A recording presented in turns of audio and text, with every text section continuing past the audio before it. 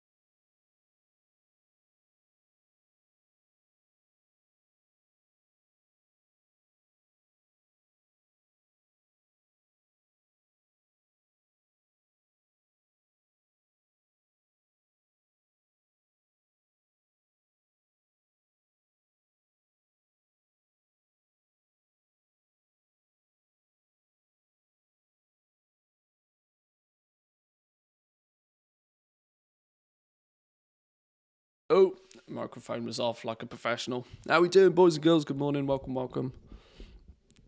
I'd say PTR today, but it is reset day. Yeah, I don't think I can justify PTR on a reset day. There's way too much stuff to do. Way too much stuff to do. Now, I heard a hello there. Did you guys hear a hello there? It now doesn't show up a hello there. What is going on? Appreciate it, Nether Mage. Either way, I can see it on my dashboard here on sound alerts, but it...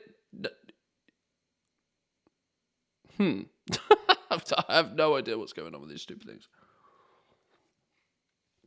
Hang on. Let me check the browser source for those. Sound alerts, properties, that link. Where is the link? Show me the link. Overlays. What? Oh my lord, this has all completely changed since I last looked at it. Video alerts are here. Ooh, sound alerts is leveling up. Sound alerts is leveling up. How are we doing there? Welcome in. Euler, thank you very much for the hello there. For some reason, it doesn't seem to want to show through. Hang on. Let's try and figure this out. Nothing like a few technical issues to start the stream with. Channel points. Test in browser source. Shit. Okay. That one is actually switched off at the moment. I don't know what's going on with that.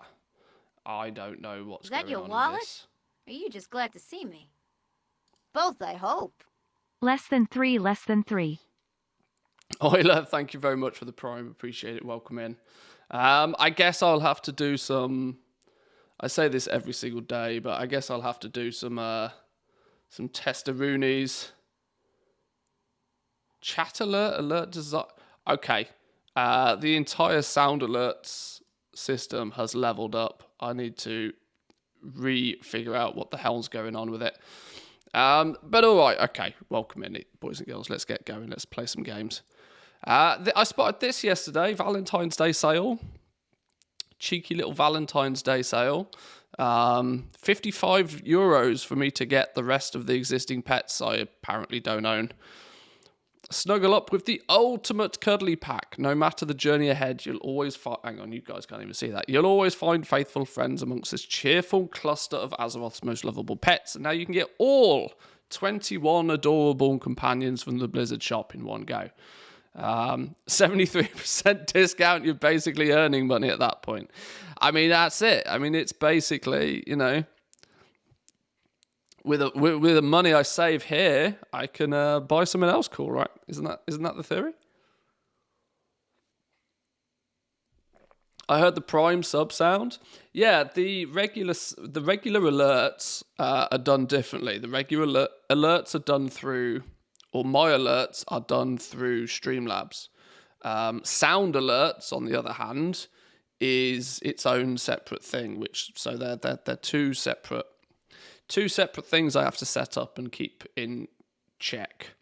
But now that they seem to have leveled up, I might take a little bit of a further, deeper look at them and find out just what the crack is, because they seem to have, video alerts are a thing now, which I think could be quite cool.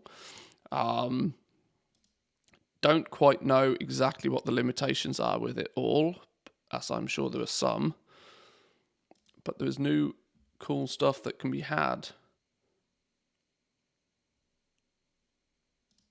But anyway, do we get this? Do we grab this? I guess we grab this. Let's just ever so quickly make sure that this doesn't show. Whoa, thanks, Blizzard. Let's not pop up the pop-ups on a completely different screen that after I try to hide them. Play with a reduced price applies because you have access to one or more of the pets in this bundle already. Okay. Yes, pay with Blizzard Balance. Why would I pay with anything else? Security checks. Now you see, this is why I put it on a separate screen.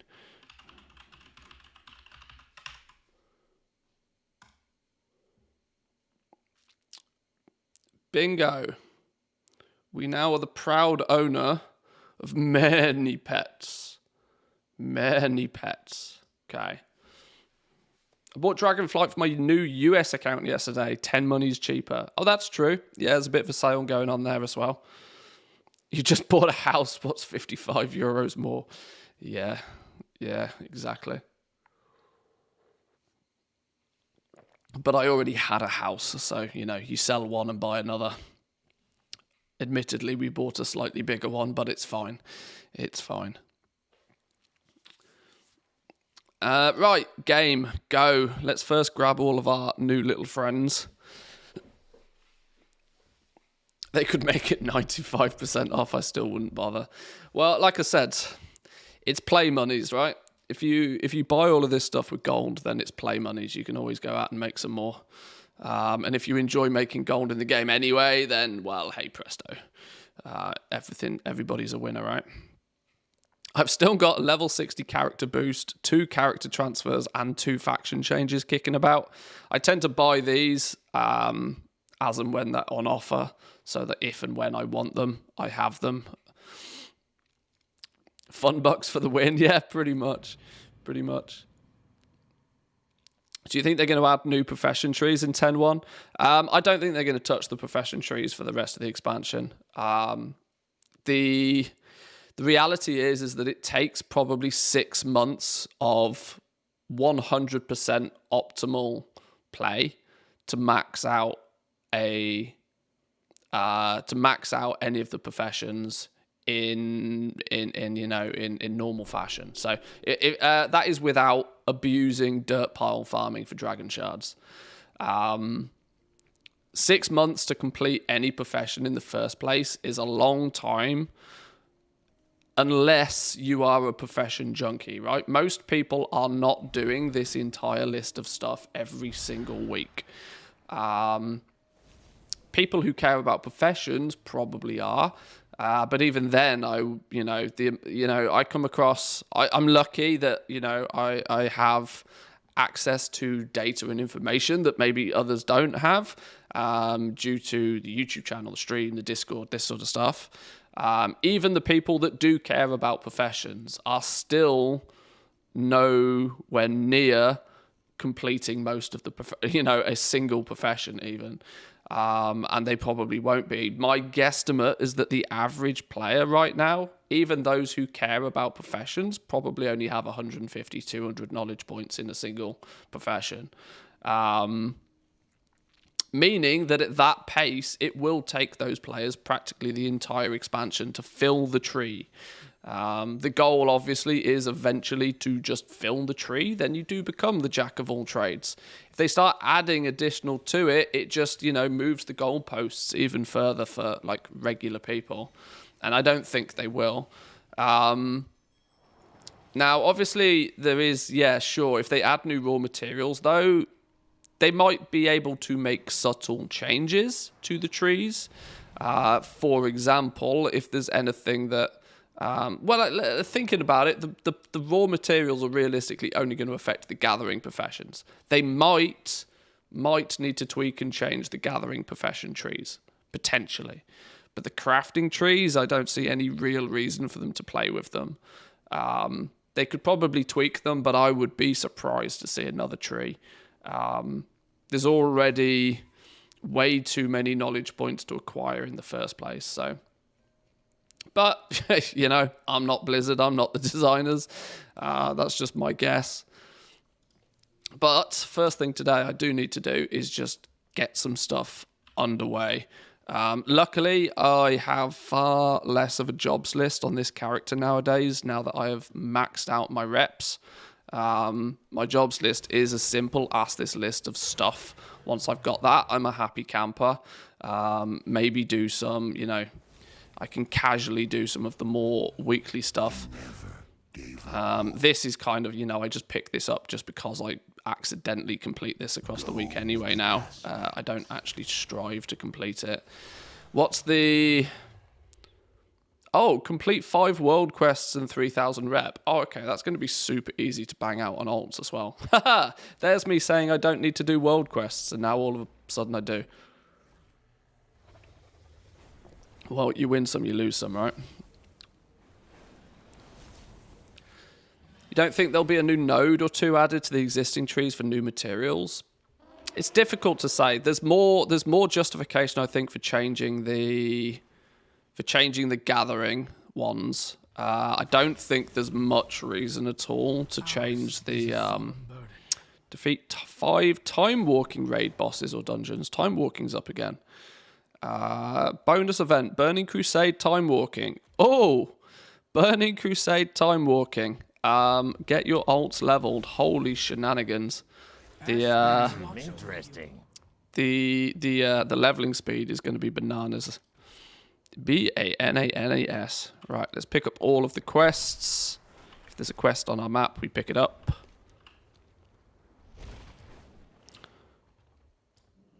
Jewel crafting. Spectacular. Craft 2 Sundered Onyx loops. Oh, easy source. Easy source. Take the Catalyst quest. That's a very good point. That's a very good point. Well, let's just do a quick world tour of picking up quests. So we have everything. Well played, Twitch. Well played. Plays an ad soon as I talk in chat. It's like they know. It's like they're waiting. There's a leatherworking one. We'll get all this banged out. Get some rest.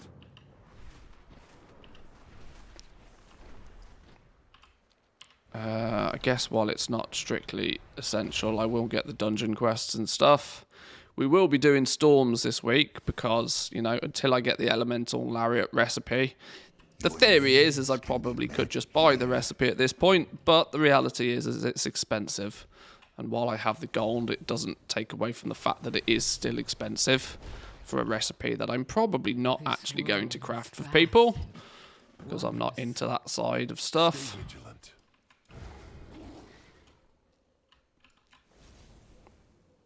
Get the Cocaine Bear add-on for your stream. It's hilarious. The what now? The what now? What is this? I don't think I even want to. I'm not entirely sure I want to even Google that, if I'm honest.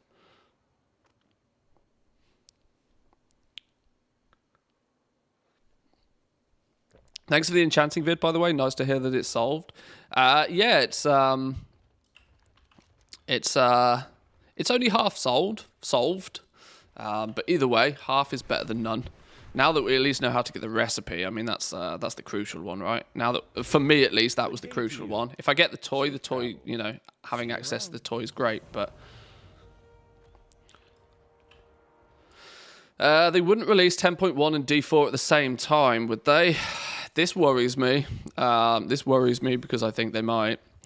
Or they'll be close enough together for it to be of a frustration. They are separate IPs, though. I mean, let's be real here. The World of Warcraft doesn't particularly stop, or it shouldn't particularly stop because it's an MMO. It does just mean we might have to take some time out for D4. We are definitely going to be playing Diablo 4, by the way. There's no question about it. Even if I need to take a month off from everything just to degenerate grind D4, I'm very tempted to.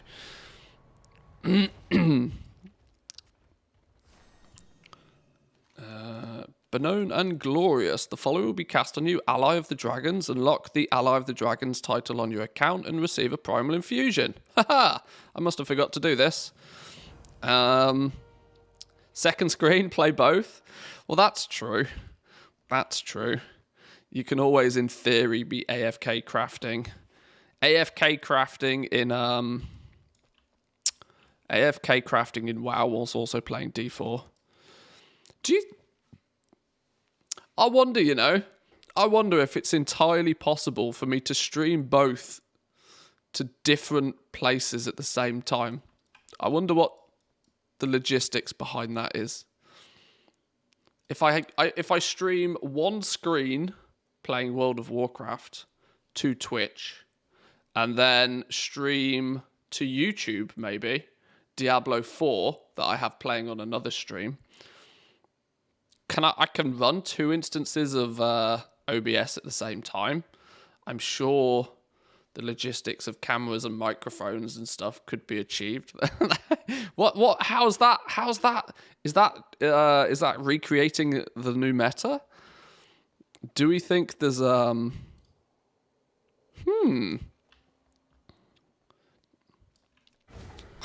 multi-streaming but streaming different things? Surely that's multi-box streaming, yeah. Surely that's not against Blizzard's TOS. Because it's technically a different stream. Dual casting the same thing, yeah. It's technically different, right?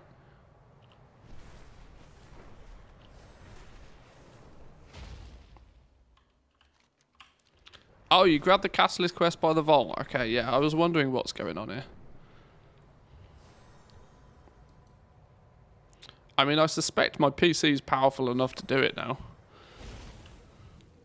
I mean, heck, I've still got my old PC that's more than capable of... my old PC is more than capable of streaming from. I've been very tempted to set up a 2-PC setup for streaming. Considering I kind of have the hardware, my old PC could be a dedicated streaming/media server now. I mean, it does have a 3060 Ti in it. I can always upgrade the motherboard and processor for a few €100 if needed. But I'm tempted to do that. The only problem is it's, you know, it's a bit of an expensive upgrade for what I don't feel is too much gain. I'd need a capture card. I then need to look at some proper audio interface setup to run both of them. I think it probably cost me nearly $1,000 to get it done properly. The other option is I take that €1,000 and just bank it for whenever we need, you know, a replacement piece of computer hardware. So I don't know. It's an investment that I think would be somewhat beneficial, but I don't know how. It's hard to quantify it until you do it. This is the problem. Okay, stop talking, start doing. We need stuff. Let's check we have shovels. Let's clear these bags, because these bags are horrendous. This bag situation is not good. What we can do, actually, before that, is we can maybe craft some of this stuff that we need, just to make sure. Crossbows. We need 2 crossbows.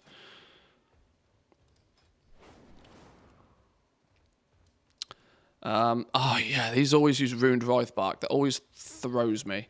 Hey, look, Craft Sim has got tooltip info. Oh, snap.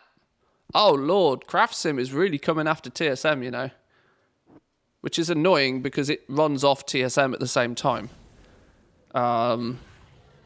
Crafting costs with last material combination. Rousing air. Hey, look, Wraithbark 05000110. So it's telling you what qualities you're using and what the value of those items was accumulatively. Hey, Craft Sim's leveling up. I got to do a video on Craft Sim, you know. I need to break this down for people. Woo! Spicy meatball. That makes me think, actually.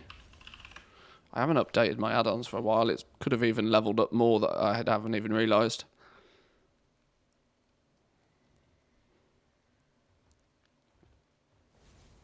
Or is it actually updating them all in the background automatically and I just don't even know? No, it's clearly not. Update all, go.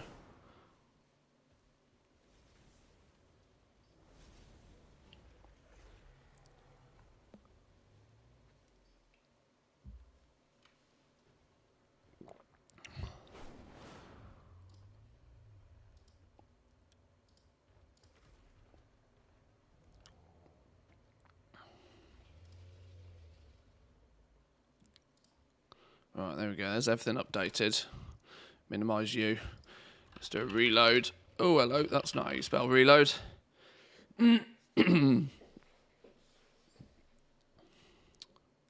have a month of military duty in May. Please no. Oh, that's a sad panda. I mean, it's obviously, you know, good for your nation, but and probably a valuable life experience.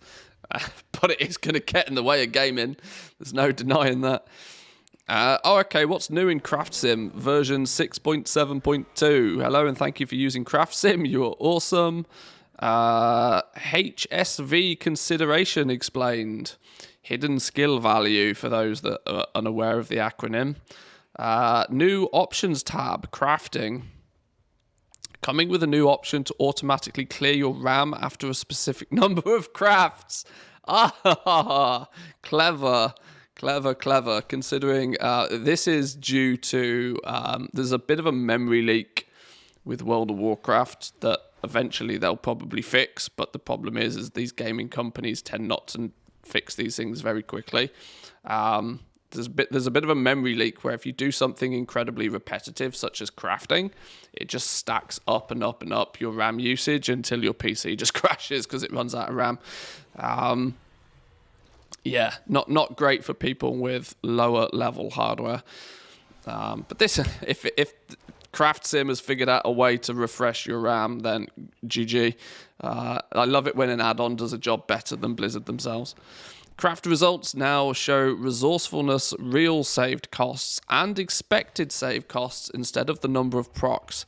This is because there are quote-unquote hidden procs that do not save anything and screw up the expected numbers. However, they are considered in the calculations. Fixed the leatherworking experimental data for curing and tanning node for reagents. Okay. This was added quite a while ago, but the hidden skill value now considers cases where skill from inspiration and hidden skill value can yield you the next quality. Jewel crafting, Drain Eye mode, prospecting, Draconium 2, show explanation. Whoa! Whoa! Okay. Warning, maths ahead. When you craft something, if you have different chances for different outcomes based on your crafting stats. And in statistics, this is called a probability distribution. However, you will notice that the different chances of your procs do not sum up to 1, which is required for such a distribution, as it means you've got a 100% chance that anything can happen. This is because procs like inspiration and multicraft can happen at the same time. So first we need to convert our proc chances to a probability distribution with chances, summing to 100, which would mean that every case is covered.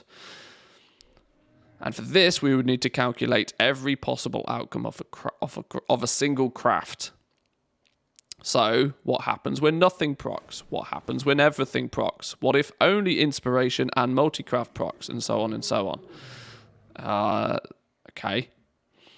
For a recipe that considers all 3 procs, that would be 2 to the power of 3 outcome possibilities, which is a neat 8. To get the chance of only inspiration occurring, we have to consider all other procs.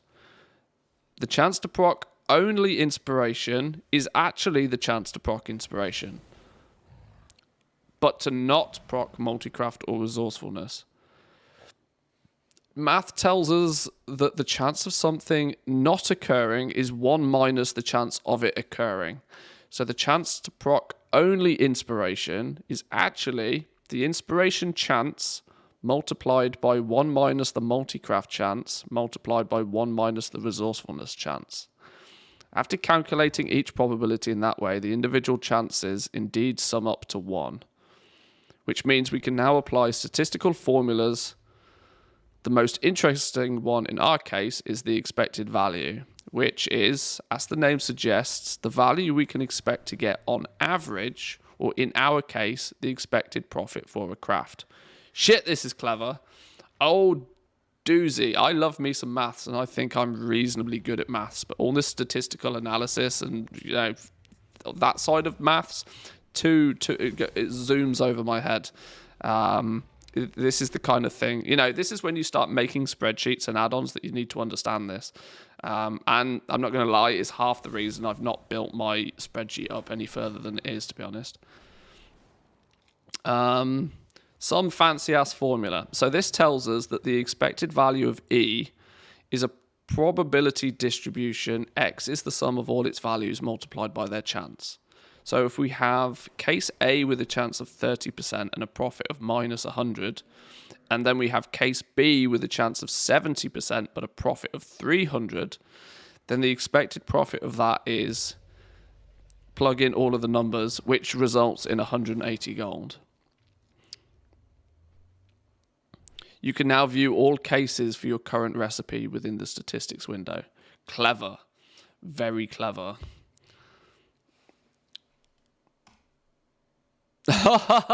Hidden skill value. This is an aspect of the game that frustrates the living Christ out of some people, but gets me all gooey inside because it's quite clever. Hidden skill value is an additional random factor that occurs every time you craft something. It's not mentioned anywhere in the game. GG Blizzard, thanks for that. However, you can observe a visualization of the proc. When you craft something, the quality meter fills up to a certain point, and then it can, quote-unquote, shoot quite a bit past your current shown skill. This extra skill is always between 0 and 5% of the base recipe difficulty, meaning that if you have a recipe with 400 difficulty, you can get up to 20 skill practically for free every time you press the button. And tests tell us that this is normally distributed, meaning every percent value has the same chance. So there's an equal chance for you to get 1%, 2%, 3%, 4%, 5%, 0%. It's not like a bell curve where it leans more to like 2% and 3% or something. It's a directly linear distribution. Hidden skill value can influence profits heavily when you are close to a quality. In Craft Sim, it is treated as an additional proc, like inspiration or multicraft. However, its effect is dependent on your current skill, the recipe difficulty, and the skill that you need to reach the next quality. So Craft Sim calculates the missing skill to reach the next quality and converts it to percent relative to the recipe difficulty. Clever. Lots of maths going on behind the scenes with Craft Sim. We like this. So for a recipe with 400 difficulty, if you own 190 skill and you need 200 to reach the next quality, the missing skill would be 10. To get this value in percent relative to difficulty, you can do 10 by 400 by 100, which is 2.5%. Then we need to remember that the hidden skill value can give us anywhere between 0 and 5%. So we need to calculate the chance of getting 2.5% or more when getting a random number between 0 and 5. We know the chance of hidden skill value giving us a higher quality. Statistics tell us that such a uniform chance to receive something between two boundaries is called a continuous uniform probability distribution. Woo! The example is wrong.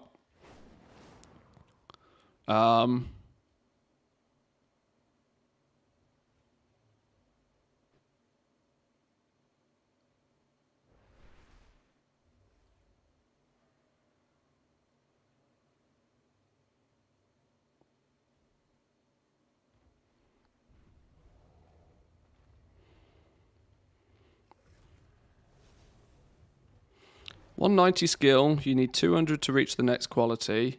Hidden skill value would equate to 10, which it is actually. Oh, you need 200. No, because the recipe difficulty is 400 to begin with. So with a recipe difficulty of 400, there's up to 20 skill points available. You only need 10. So you need to increase your skill by 2.5% of the recipe difficulty to achieve a skill that is in excess of 200 to push it to a new quality. It's half right and it's half wrong. Yeah, the overarching example is correct, but this little number is not perfect. Okay, where do we get to? Continuous uniform probability distribution. That's a bit of a mouthful, isn't it? Upper bound is 5, lower bound is 0. And x is the desired value where we want equal or more from. In this case, 2.5. In this case, we're right in the middle of the hidden skill value area, so that we have a chance of 5 minus 2.5 divided by 5 minus 0 equals 0.5, also known as 50% chance to get to the next quality by hidden skill value alone. He's very cleverly chosen an example that maths out nicely. If we would have more missing skill, we would have less chance, and the other way around. Also, if you're missing skill of 5% or more, the chance is 0 or negative, meaning that it's not possible for the hidden skill value alone to trigger an upgrade. However, it is possible that you also reach the next quality when inspiration and the hidden skill value occur together, and the skill from inspiration plus the skill from the hidden skill value gives you enough skill to reach the next quality. This is also considered by Craft Sim. Good. Nice. Now, this explanation probably isn't going to help people too much if they are completely new to it, but if you understand what if you understand what the hidden skill value is in the first place, then understanding how Craft Sim takes it into account is good to know. It's one of those good to know situations.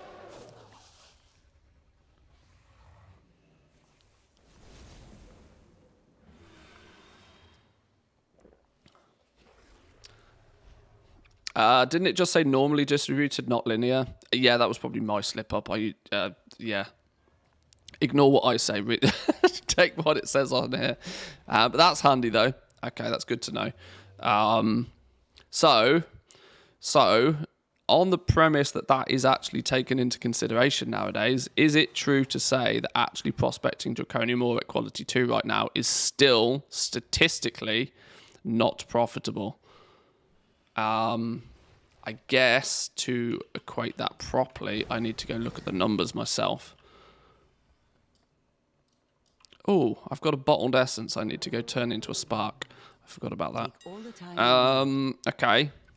Draconium ore quality 2 is at 9 gold a piece right now. Quick numbers. Quick numbers, 9 gold a piece. Which means we're looking at 9,000 gold for 3 diamonds.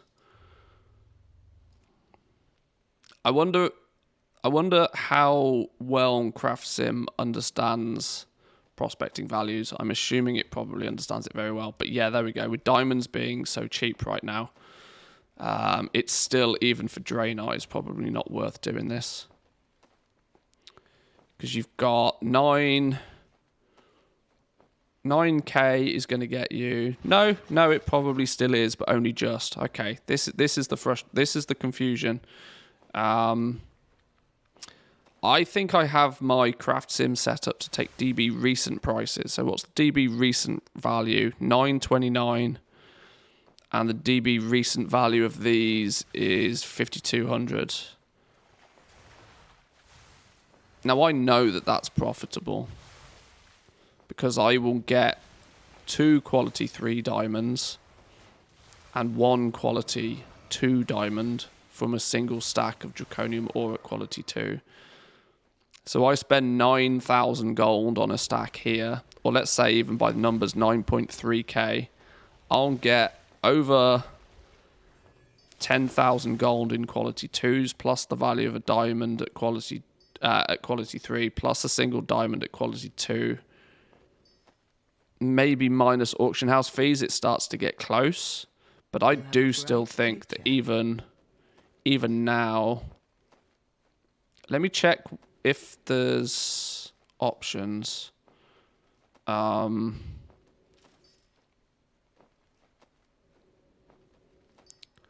What's recrystallize? Don't know.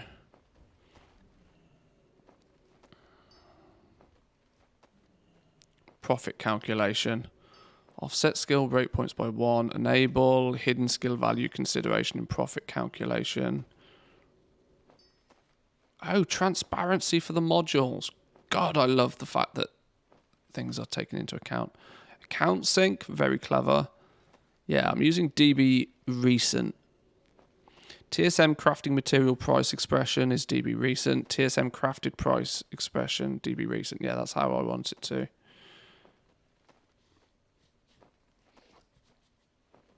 Enable RAM cleanup when crafting after 500 crafts. Very clever.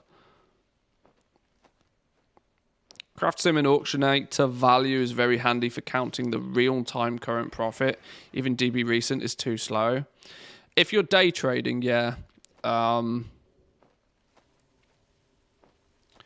Which the reality is that's what most people do. Most people are looking to buy materials to craft something now to then also sell it now. Most people work in a sort of a day trade mode. Not many people are buying materials at their cheapest during the week and then crafting with and then profiting from. You've got to be doing it at pretty remarkable sizes, scale. So yeah, you might find that actually auctionator values are a bit easier to deal with. That does mean you need to do an auctionator scan though, for updated values, which is, you know, probably only a click and 20 seconds of time. Okay. Now, obviously, prospecting is really pushing this to the limits because it needs to have a strong understanding of the prospecting values, and I don't know just how much that actually has. But for reference, if I'm going to test this now. If I buy, I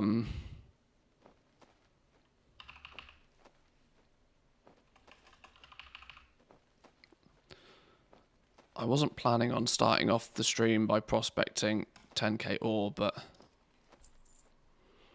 if we prospect 10k ore, we should that one, move all to bags. My other problem is going to be bag space, isn't it? I have negative bag space. Let me just, out of curiosity, let me get rid of some stuff. My bags aren't full of just trash though. My bags are just full of like materials and, as it stands right now, insignias.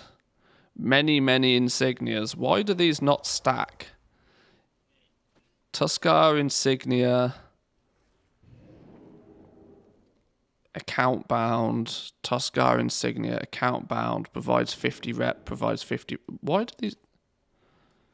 Do they only stack to 5? Is that the problem? That the insignias only stack to 5? Oh lord. Okay. Sadly, the max stack size is 5. That is horrendous. In that case, let's put them in the bank. That's something that can get designated to bank. Only the finest goods. Okay, let's put all insignias in a bag. 4 reputations. Let's do 4 factions in this bag over here. Big ones at the bottom. Oh, I haven't got a big Valdrakken one yet.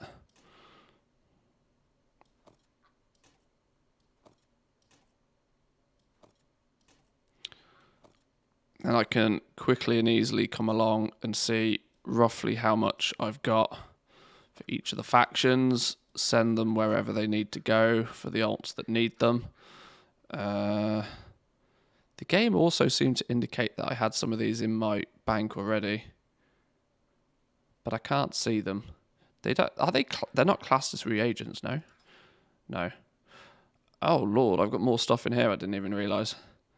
I've got nearly 2,000 prismatic ore. I should really do something with that. Although I've kind of deliberately been keeping some prismatic ore in case they change it in future patches, which is a really silly thing to do because there's 1,000 prismatic ore is probably 20,000-30,000 gold worth of stuff, even at today prices. All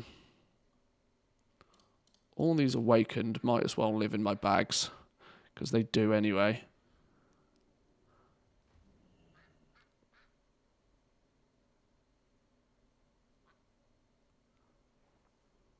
Sell the meat. You're right, actually. Anything that's like fish and meat should just be auto-sold. Thank you for browsing.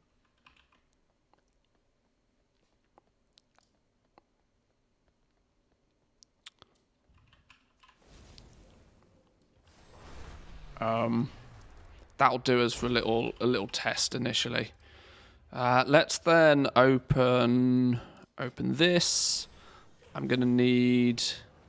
Oh, maybe it shows this because I've got my multi-craft tool equipped, like a dum-dum. Where's my inspiration tool? My inspiration tool is needed for this. I can never spot them in my bags quickly.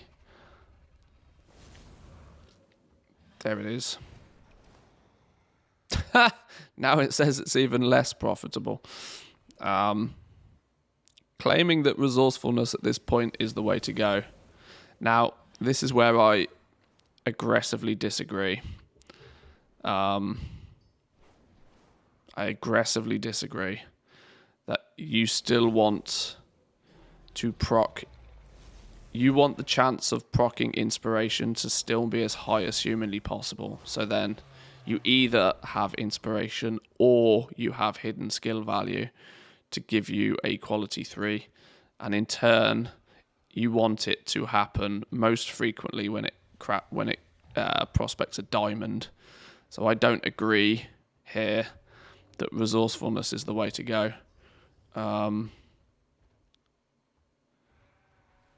Even though I have the tool, yeah, I don't agree that that's the way to go. Because the resourcefulness benefit from that is probably not going to outweigh the fact that I can...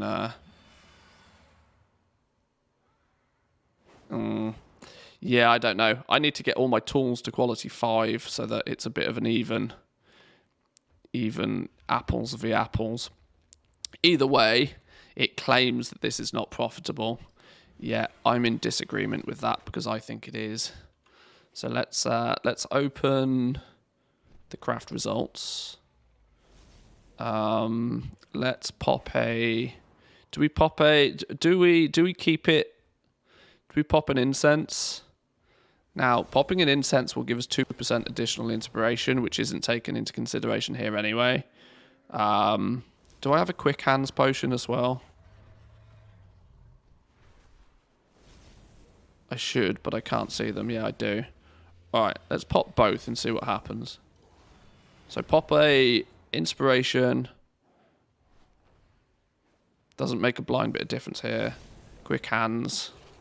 Obviously there's a little bit of cost there, sure, but whatever. Right, now. Go, gadget, go.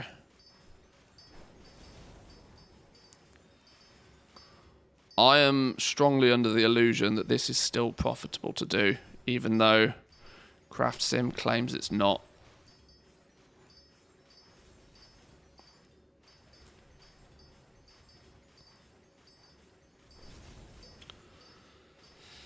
When leveling enchanting past 85, is the Sophic Devotion really the only way to get skill ups? There's not really many options to you past that point. I was spec'd in that direction anyway, but if you're not, it's going to get expensive real quick. But the reality is, do the illusions, the primal illusions as well? Oh, well, they're going to be much cheaper. Go, either buy the recipe for those. The recipes can't be that expensive for those. Unless, oh, okay, I remember you don't play on the biggest of servers. I think they're pretty cheap on big servers, but otherwise, just, you know, head over to the Storms and see what you need to do.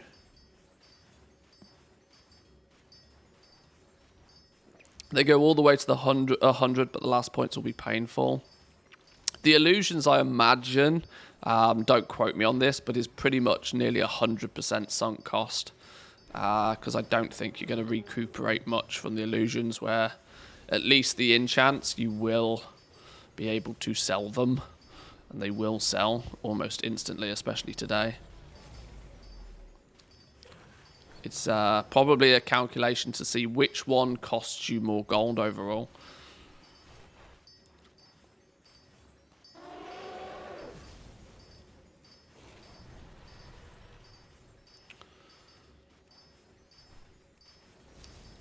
So, one quality 3, one quality 2 so far.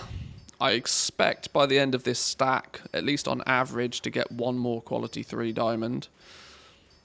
If we do, this is 10k ore, so the reality is from 10k ore I should get 20 quality 3 diamonds and 10 quality 2 diamonds. That's kind of my personal expected results. If I put, oh, love tokens, piss off. If I put the diamonds up the top here, we can keep track of those a bit easier, can't we? 3 and 3. Okay, I clearly already had some in my bags, which was a bit of a silly thing. But I had 2 of each in my bags to begin with, by the looks of things.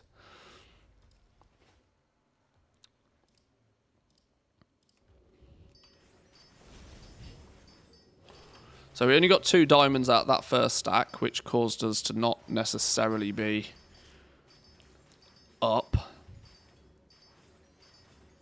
Feast and the Keep in 15 minutes. If I can get this prospected quick enough, maybe, but I think it might take me a bit longer. Did a bit of prospecting yesterday. Either my RNG was really bad or Blizzard has nerfed the diamond chance. 5 stacks of Draconium resulted in 9 diamonds. Usually it's 3 per sack, so sort of missing 6. Yeah, it's still what I'd consider a small sample size. I don't really consider anything less than sort of 10,000 ore prospected as valuable information nowadays. It's because the chance of getting a diamond is so slow in the first place. You need a massive sample size to even get remotely close to the average.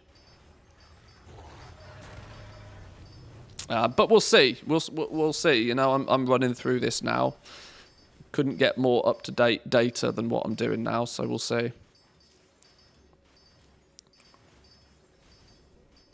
Can only do the quality 2 Sophic Devotions. They cost like 2k per craft. But as you say, they do sell. Yeah, there's a bit of a sunk cost there for sure, but at least you know that you can craft them and you can sell them. And you'll get your gold back practically instantly.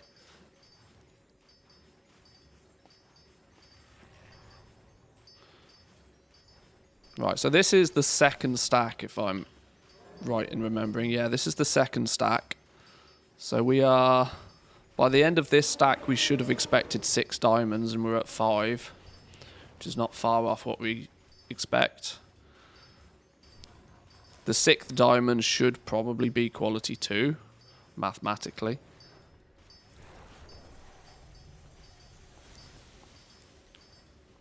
But as you can see, even without it so far, we are still at a profit.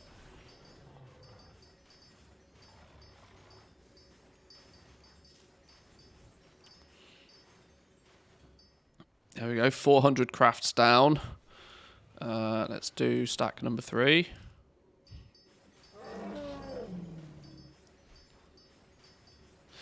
This is in theory something that if you can get it to work, you can just have running on a, you know, a second screen whilst you do something else. Namely, play Diablo or Factorio. In my case, anyway.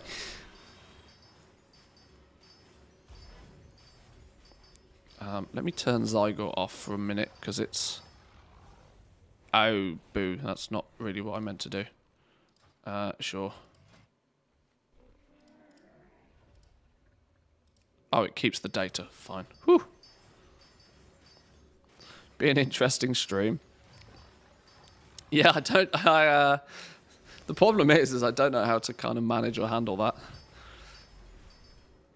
You guys will probably know I'm already absolutely terrible at multitasking to begin with.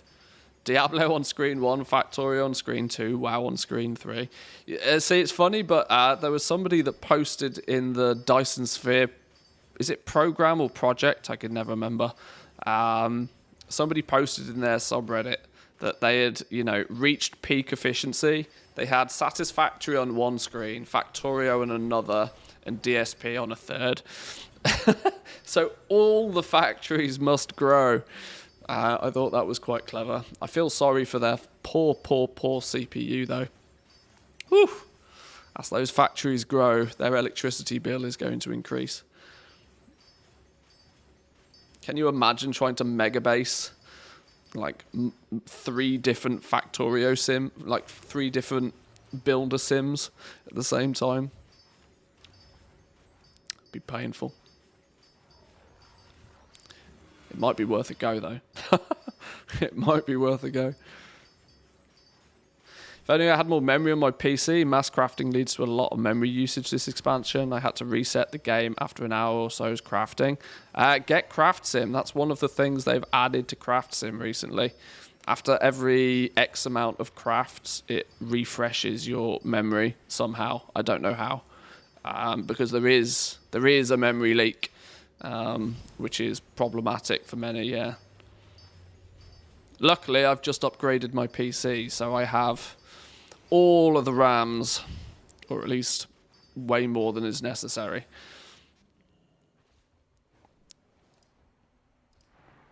It is entirely not necessary to have 64 gig of DDR5 RAM just to play WoW. But, you know, if you're going to do an upgrade, you might as well do an upgrade. Bought a new PC yesterday, kind of stoked. Hey, new PC day is better than Christmas. Genuinely. Just download more RAM. Yeah, do it. Don't be a fool, just download more RAM.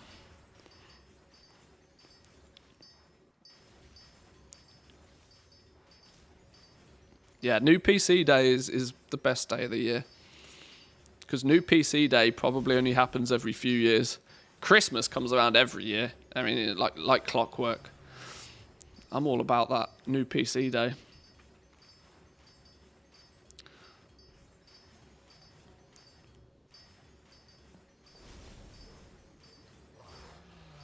Transport belts were a feature in a dream yesterday. Scary.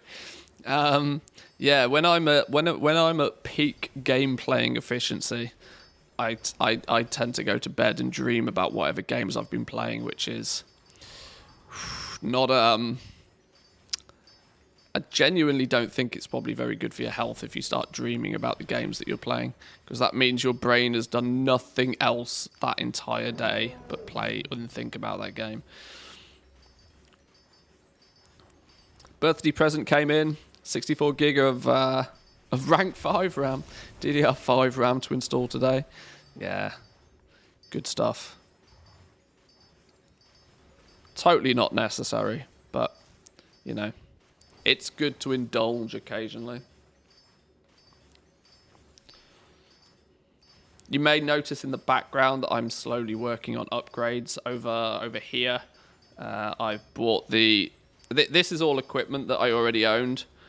This is not anything new, but planning on getting that area. I think I'm pretty much decided that this is where the stream stays, and this side of the room is going to be, you know, back here we're going to have the TV stand. You can see there's a couple of speakers. I'll have some home cinema systems set up over there. Probably, I've got a 3-seater sofa that I can bring up here. That's currently in another room, just not doing anything. So we can have, you know, lots of chill out zone area. PS5 maybe. Big telly on the wall. That's kind of the plans. That's my indulgent. That's my indulgent mode at the moment.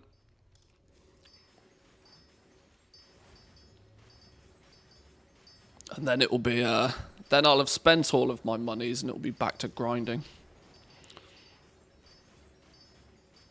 Sometimes I dream about work stuff, and it makes me uneasy.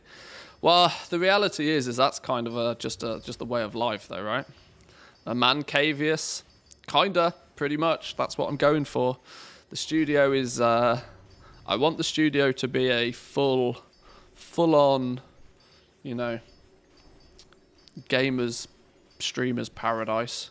If I get really clever about it, because I do have the second PC, if I get really clever about it and we do get like a PS5 or something, there's the possibility that I can rig everything up so that whatever happens over there can be streamed as well. I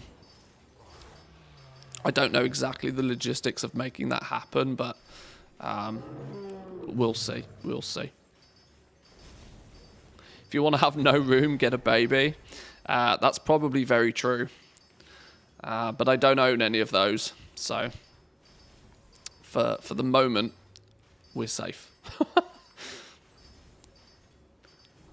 You can remote play PS5 to your PC and stream it still.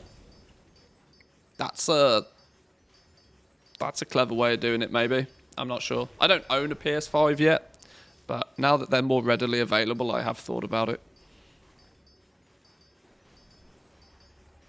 But all of this is, you know, work in progress. The expense is going to be the big TV for the wall.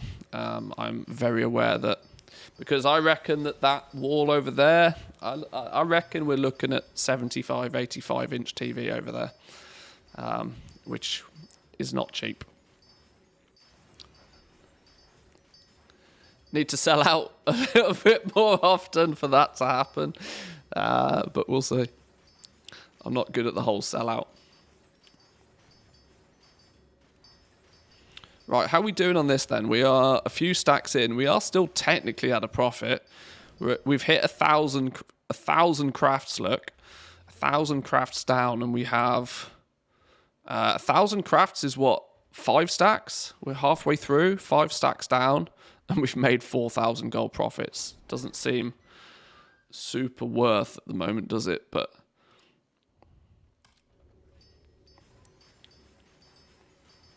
75 will be big on that wall. Well, I want it to fill the wall. The width over there, I've measured it. It's 2.4 meters wide, which means there is adequate room for 75, if not 85-inch TV. Whether it stands on that stand or whether it goes up on the wall, I've not decided.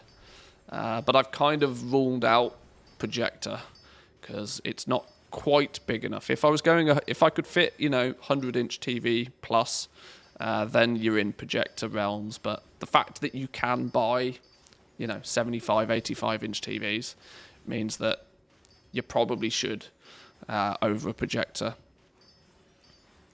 The space isn't quite big enough for anything bigger than that.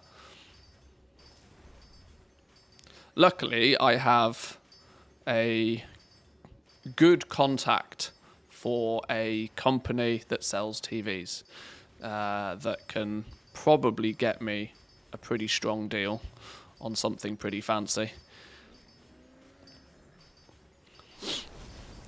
But we'll see. Oh, my profit is being absorbed. Give me some more diamonds. The expected ratio of diamonds seems to be about right, though.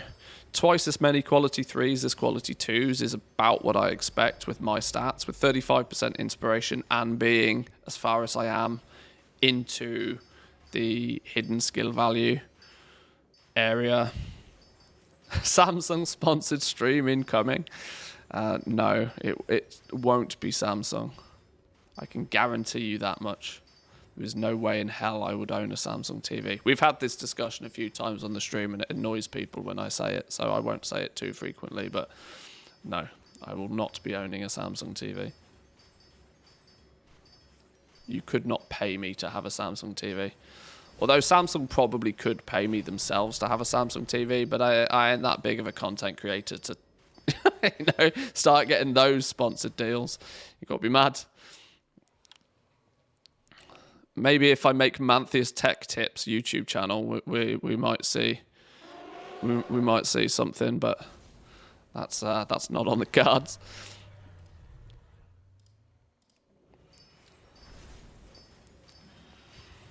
All I want is a non-smart TV. Yeah, you don't need, like, smart TVs are a weird thing right now because you don't strictly need a smart TV. Most people do not need a smart TV anymore.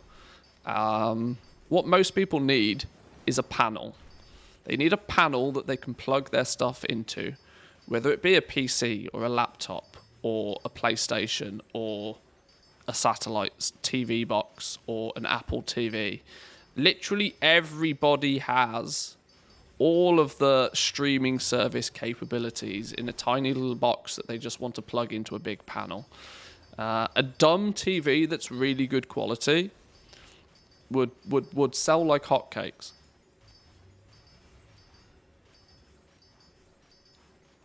Just buy a smart TV because it's cheaper than a non-smart one, then ignore all the smart bits, which usually aren't smart anyway. Yeah, there's a lot of truth in that. There's an awful lot of truth in that. The more software bloat in your TV, the more there is to go wrong. You just want a panel that you can plug shit into that's, you know, good picture quality.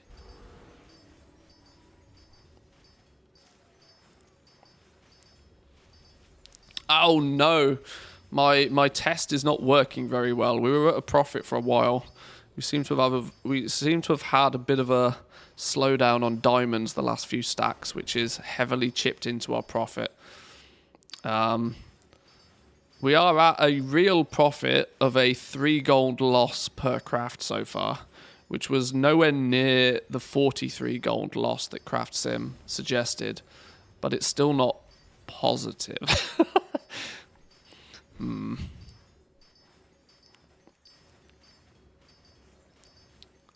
Big desktop monitor, yeah.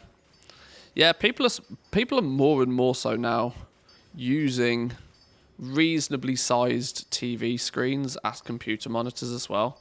I always worry that there's problems with things like input lag doing that sort of stuff though, especially for gaming. If all you're doing is, you know, if you're running 12 different Office documents or Google Chrome tabs, it's probably not an issue, but this is like historically using TVs for gaming has always been really bad. I remember this is one of the reasons why there's no way a Samsung TV will ever make it into my house, is that historically Samsung TVs have had horrendous input lag. Doesn't matter what it says on the box. The reality is that they've usually had pretty terrible input lag. They have all of these fancy picture processing stuff that you have to turn all of it off. Absolutely all of it has to be turned off. Otherwise you end up with massive delay between you pressing a button on your controller and something happening on the screen.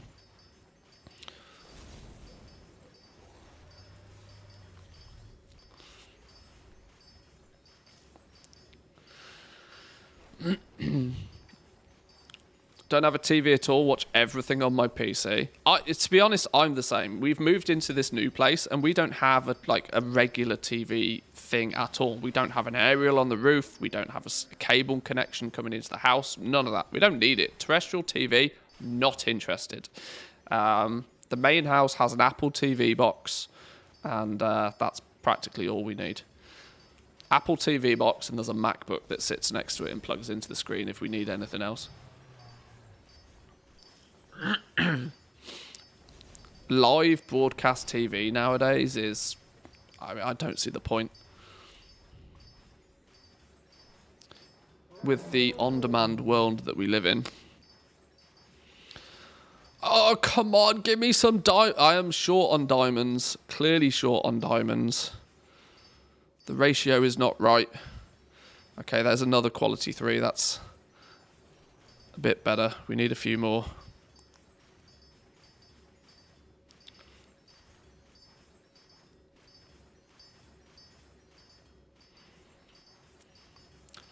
Only good for live sports or live breaking news. Yeah. Not to mention, though, nowadays, most of that you can get streamed anyway. In most cases, there's a website that you go to and you get exactly the same. Don't get me started on the UK TV license rubbish. You think it's bad in the UK, right? Listen to this. You know how in the UK you pay a TV license? What is it, like £150 a year or something? In Finland, the equivalent is a 2.5% tax. Just imagine how much that equates to. Just imagine how much that equates to if a 2.5% tax. Yep. The TV broadcasting company over in Finland, it's called Yle. There's a mandatory 2.5% tax on everything that you earn that goes towards... Obviously, that's not just the broadcast TV, but that's obviously things like the newspapers and stuff like that. But yeah, you think £150 a year for a TV license is bad? Move to Finland and have 2% of your earnings taken away for you for the same purpose. Don't earn any money equals no tax. Well, true. Hey, there we go. We've had some diamonds. Now we're back in the green. Much better. 15k profit so far. Much better. 16k. 18k. Stop now. Turn it off.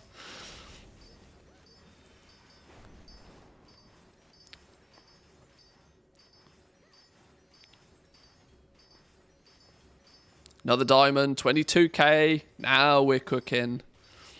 See, you just got, got to wait for the jackpot to kick in. What's it been? 20 minutes? We've got 8 minutes left on our potion, so it's been a little over 20 minutes. So 1,000 gold profit a minute. So, 1,000 gold a minute. You could extrapolate that for a YouTube video. 60k an hour. AFK. I'm not going to. It's gross. Last stack of ore then. What did I say at the beginning? 10 stacks of ore should net us 30 diamonds in total. We're at 27 right now. So we are on track to get 30 diamonds out of this. Now what we haven't done is obviously jiggery pokered any of the resourcefulness stuff, but your choice there is twofold. You could either sell the bonus ore, or if it's been profitable in the first place, you could continue to recraft it. For YouTube, you should just cut out the diamond part and extrapolate that. Yeah, maybe.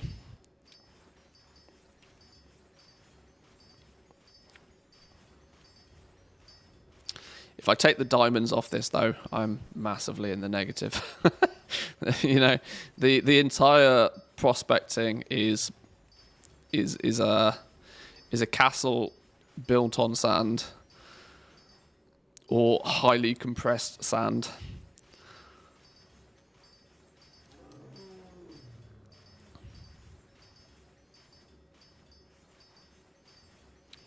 But every time we press the prospect button, about 8 gold profit so far. See, this is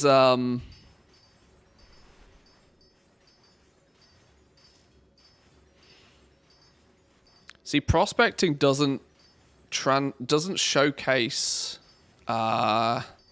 This is probably why the numbers are wrong, because Craft Sim doesn't seem to be able to track the inspiration procs on Jewel Crafting, because you've got the real and expected, and it's not able to track any of the inspiration procs. Multicraft, it makes sense because it doesn't expect any, because you can't get multicraft on prospecting. And then there's the resourcefulness procs it's able to track. But the inability to track inspiration procs is probably why this number is incorrect. Okay, let's stack up the rest of this. We got 34 diamonds in total. No, we didn't, because we started with 4. We got exactly, before I prospect the resourcefulness stuff, we ended up from 10,000 ore generating exactly 30 diamonds at a distribution that is almost what I would have expected it to be. Not exactly, but almost. We have nearly 600 Draconium ore still to prospect from resourcefulness. So let's see if we can squeeze some more profit out of this.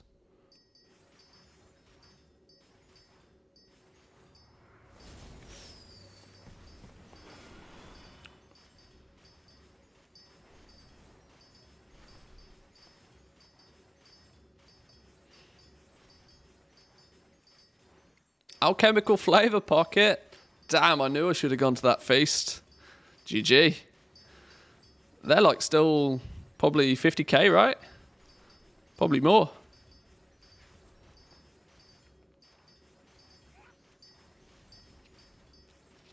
Based upon the rarity of those things. Can't imagine them ever getting too cheap.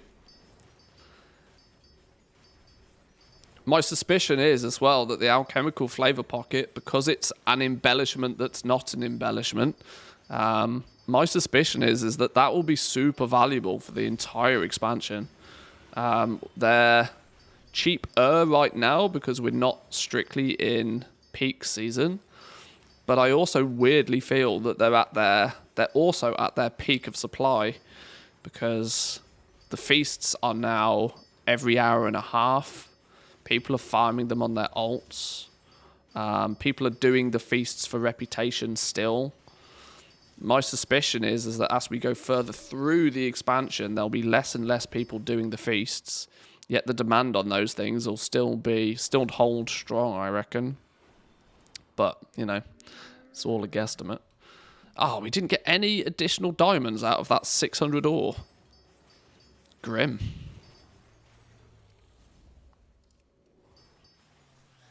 Okay. Well, we still, in half an hour, less than half an hour, because we got 2 minutes left on our quick hands. In less than half an hour, we turned 24,000 gold profit. So, you know, off 10k ore, not bad going, not bad going. Even on a day like today, which is reset day. So the reality is you can still turn a profit. Even in some cases where Craft Sim claims you can't. But like I said, my suspicion is the reason that it claims that you can't is because it's not able to track inspiration properly. It expects there to be procs, though. It does expect, you know, it expects there to be procs, but it's not able to track any, which might have something to do with this, but...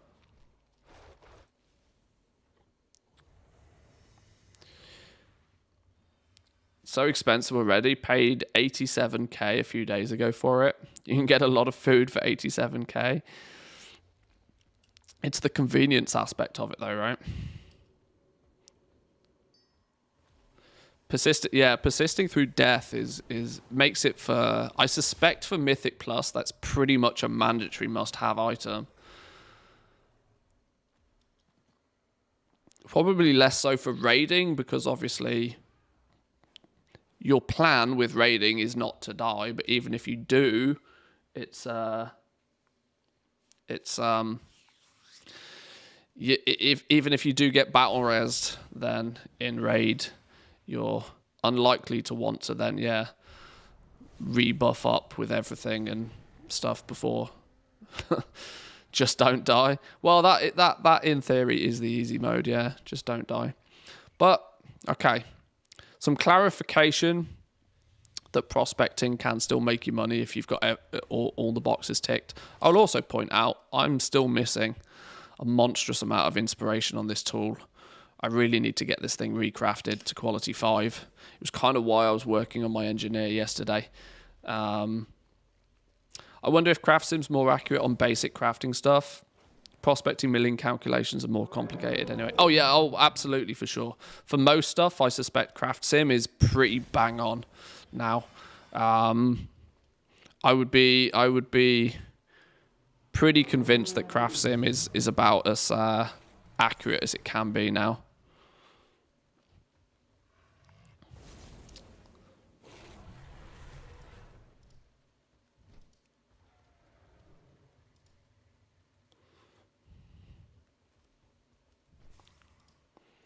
And for regular stuff that you're crafting, like intermediates and things, for example, I suspect that what you can then do is material optimization, reach inspiration breakpoint, reachable quality 3. So actually using quality 1 gems and a quality 2 primal convergent is the way to go by the looks of things. According to Craft Sim, that's probably because quality 1 variations of these gems are cheaper.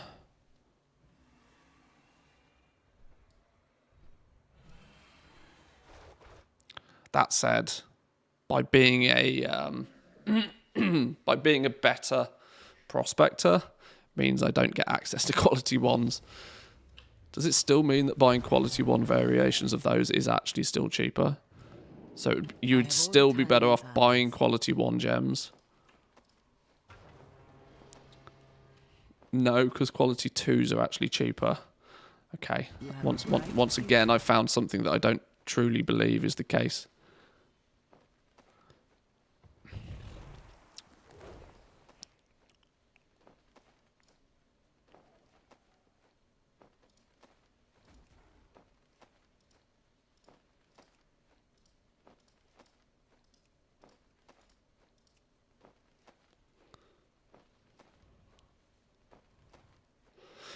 Oh, that's to get the inspiration breakpoint. What if I want to actually just straight up guarantee it?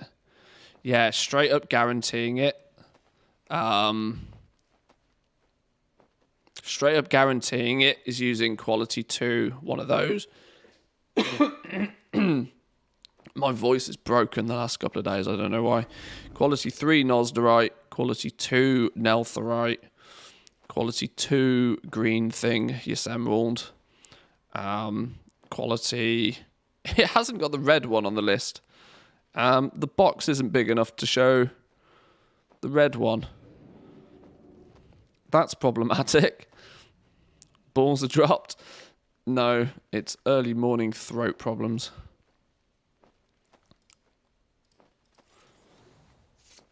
Best combination assigned. What if I then change that out? Okay.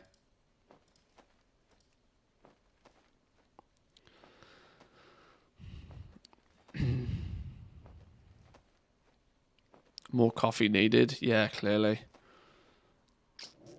I actually could do with a second dose of coffee this morning, but that means going back to the main house to make it.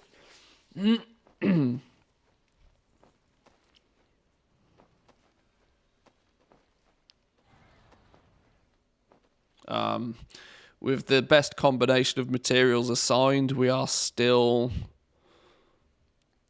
incorrectly using the wrong tool. So at that point we would say, you know what's the best thing to do? The best thing would be to use probably our multi-craft tool by the looks of things, which is where?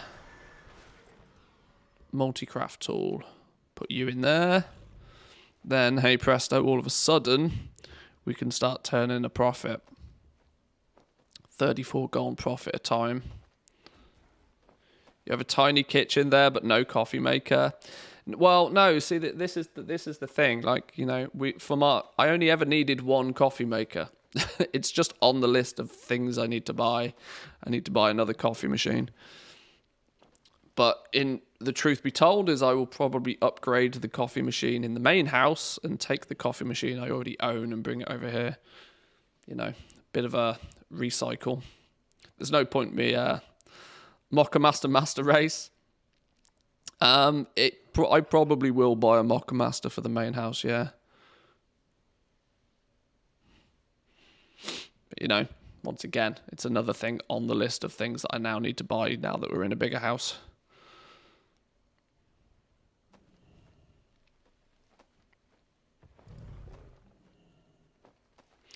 So there's a 53% chance that we don't proc anything.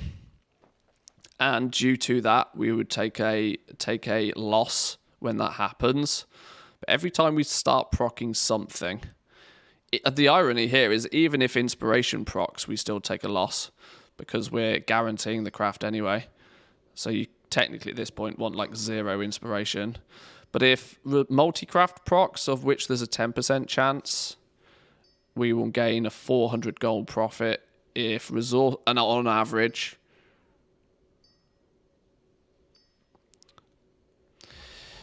This is calculated by using the Abramovitz and Stagen approximation.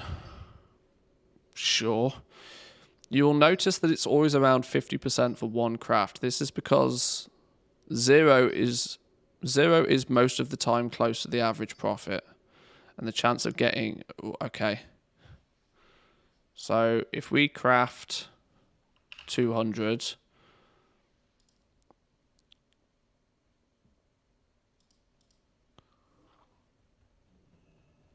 200... Is this indicating that 200 crafts will get us 92%? There's a 92% chance that we'll be on target for this after 200 crafts. After 2,000 crafts, we'll have done enough to be pretty much bang on the average. Eh? How does that work then?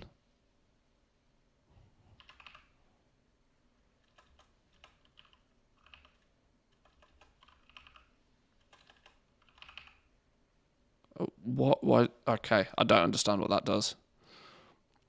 I'm too dumb for that. What's the chance of everything proccing? Everything proccing. If inspiration, multi-craft, resourcefulness, and hidden skill value procs, boom, 600 gold profit. But there's a 0% chance of that happening. How can there be a 0% chance of that happening? Surely there is a chance. Or is it maybe because the hidden skill value doesn't actually do anything to benefit? I don't know. Whatever.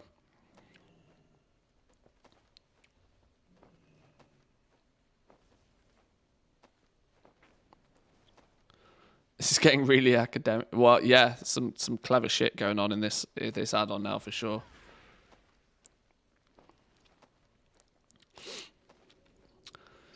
I felt like I was constantly running to the store when I moved to a new place that had 2 bathrooms with showers. Yeah, I've already started making, because this place is the studio's got a bathroom as well. I'm already making a list of, you know, because you go to the store, you do your regular weekly food shop. You don't think about the fact that you need to buy, you know, 2 sets of toilet paper, 2 sets of bathroom bleach, 2 sets of, you know, it's just things, you know, just stuff. Now, my question here is buying Primal Convergent. I kind of should and almost want my alchemist to make this in the most efficient way. Because I know full well that buying my Primal Convergent is going to result in me giving some profit to somebody else.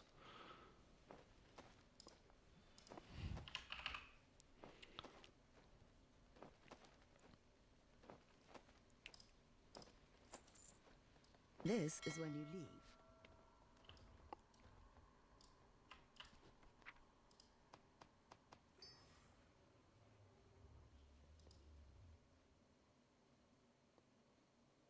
I sold 1 piece of resilient leather, apparently. I don't know how that works. Now we need to go this away.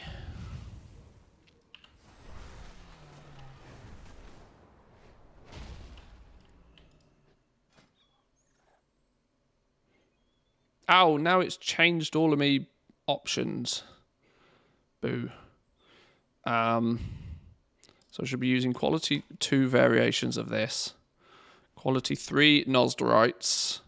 Quality 3 these, but we can do quality 2 on there, quality 2 on there. And presumably quality 2 on there.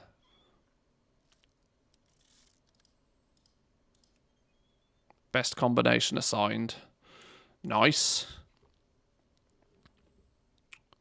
I still think that if it can be cheaper,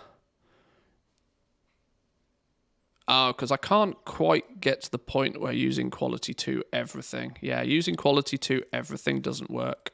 I see why. So I might as well use quality 3 Nosderites because the price difference is minimal. Clever.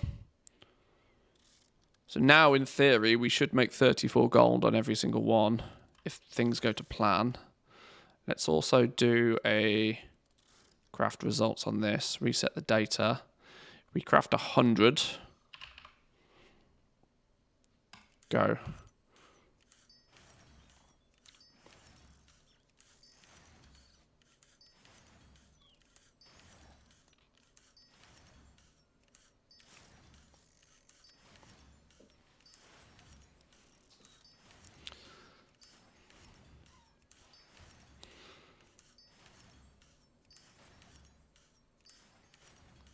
It's kind of nice to see when you get the multi-craft procs kick in. It's the multi-craft which makes you your money. Saving reagents is only cool if it saves the primal convergent.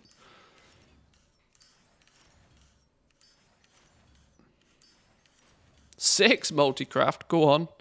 Take that. That's a win.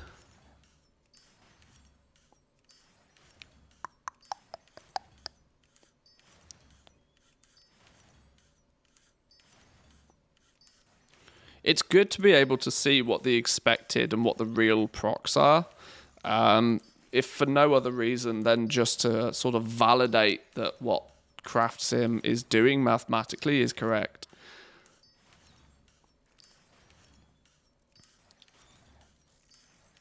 And whether you are, say, you know, above or below average on your results.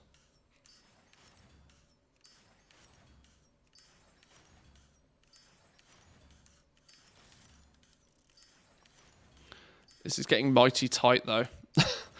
We might, off 100 crafts, to only get 34 profit per craft, we're going to end up with, like, 3,000 gold profit for 100 crafts. Then you've actually got to sell what will be in excess of 200 elemental harmonies to get that profit. Margins are so tight. 34% profit is less than 10% of the cost. This is like what I was saying yesterday. Pretty much everything, you have to be super optimal about it. And even then, you are getting, you know, less than 10% margin on stuff. And you need to account for the fact that 5% goes to the auction house anyway. So your take-home profits are disgustingly small. Even when things work properly. Now this is where we hit, you know, the problematic stage. We had 24 real inspiration procs when it expected 21. So we were up on inspiration procs, but let's not forget inspiration means nothing in this scenario because we guaranteed quality 3. It expected 15 multi-craft procs, and we got 14 of them, resulting in 2.29 extra items when it expected 3 extra items as an average. We got 44 resourcefulness procs, which saved us 24 gold, when it only expected us to save 16. So we now, in theory, have at least 200, if not more than 200, because of multi-craft procs. How many do we actually have? 244. Now, I might have actually had some...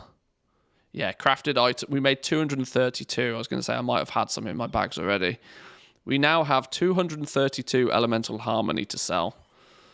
And only if we sell them at what is the current recent value will we make a profit of 200 gold. That's woo. That's tight. Those margins are tight. Very, very tight. But we were seemingly... See, this is what I now don't understand, is why were we so down in actual real profit percentage? You know, we only made 2 profit per press of the button when it expected us to make 34, even though our expected outcomes were nearly exactly what it expected.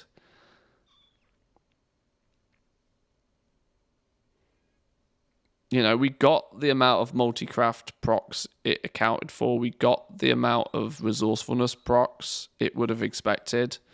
In fact, we even exceeded on the inspiration and the resourcefulness. We were only 1 short on multi-craft procs. The only realistic explanation for this is that when multi-craft did proc, it didn't proc high enough. We got the procs, but we were then unlucky on how many that it procced. You know, it's nice to get a bonus 2 on a multi-craft proc, but you need the big juicy ones. I bet there's some.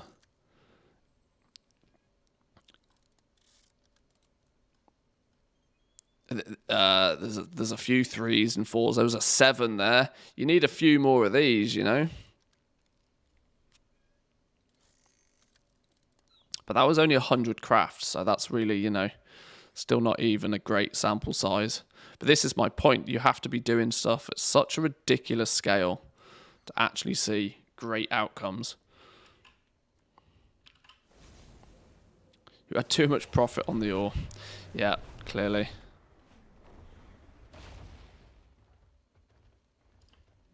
This is your time. Oh, I can't easily quickly sell all of this. I've just remembered because I've been playing around with groups.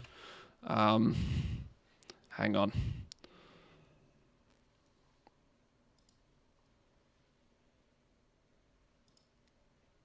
Have I actually even put operations on these? I'm using my market value one. I can't remember what my market value one is.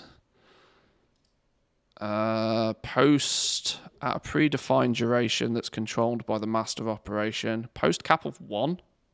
Hey? Okay. This is because it's a default one. Minimum 75% market value.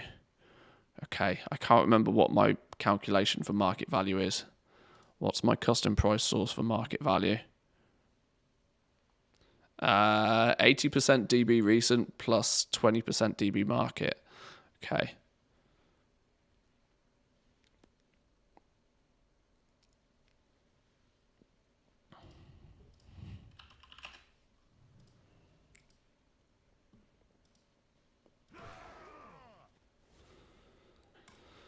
So elemental harmonies, we probably want to be posting maybe up to 20 of them a go per post cycle, maybe. Let's just do 200. They're reagents. We do 200 at a time.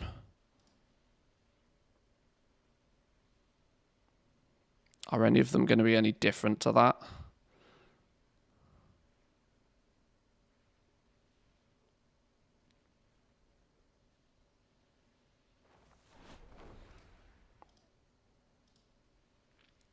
Let's just change that one.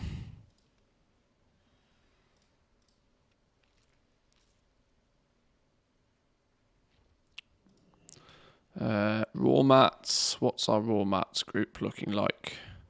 Raw mats is just all the mats, and then I've got it split out into how many I post. 10 at a time, 20 at a time, 200 of a time.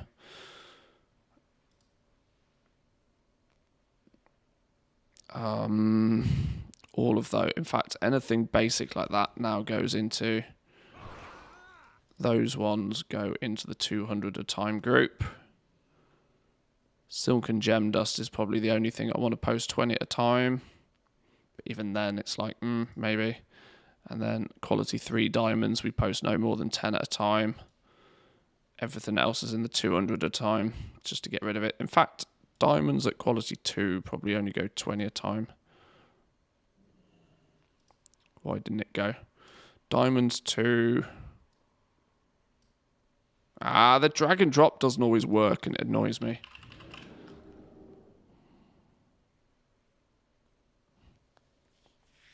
I find if I want to do anything at scale, the slow craft time and the RAM issue is my biggest obstacle.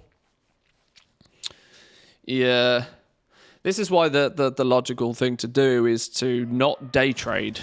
Day trade being the art of, buying materials there and then, crafting with them and then selling. It's a quick turnover process, but day trading has the problem that it's then very difficult to do at scale.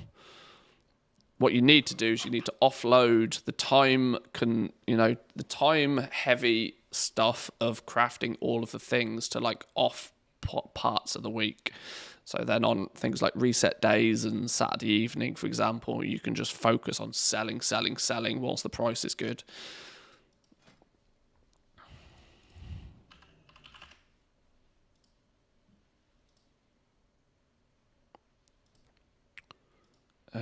What did I say? I wanted quality 2 diamonds to go in that group. Still doesn't let me move it. Oh,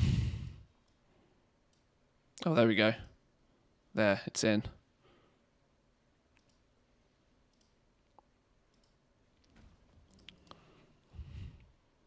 Take all the time you need.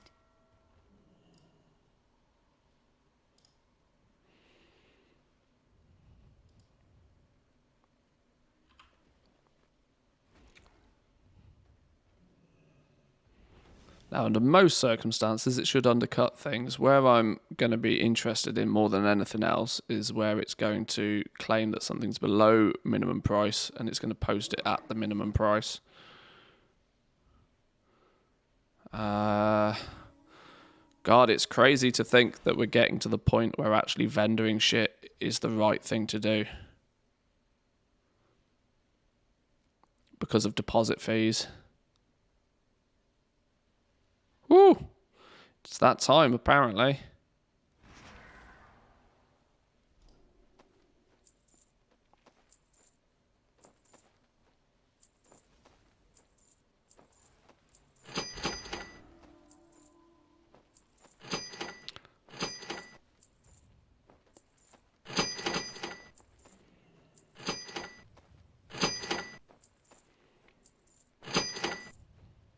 It's nice when you can't post things because you're selling things. This is why I love the region-wide auction house. This alone is just wild. Post a bunch of stuff. Posted 100k worth of stuff. 37,000 gold of it is sold instantly, and that's still rising.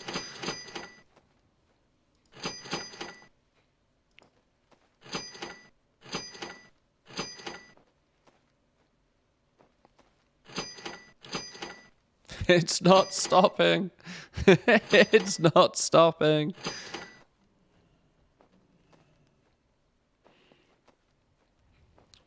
Love it. Now, admittedly, we did spend a whole bunch of gold to get this in the first place. This isn't all strictly profit, but the fact that you can sell it super fast is always cool. It's mad that I look at E assembled at 10 gold now and think, wow, that's a good price for a gem. That's crazy. Clearly there's something jewel crafting that needs you to buy those. Or people are just buying them to cut gems even, maybe. This is another thing I should probably look at now. Is that we are in a position where I can actually start cutting some gems in a somewhat optimal fashion. Both the air and the earth gems I can do.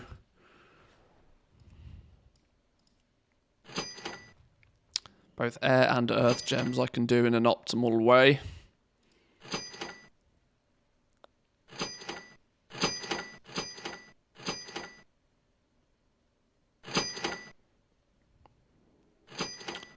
Materials missing. I need to buy some more.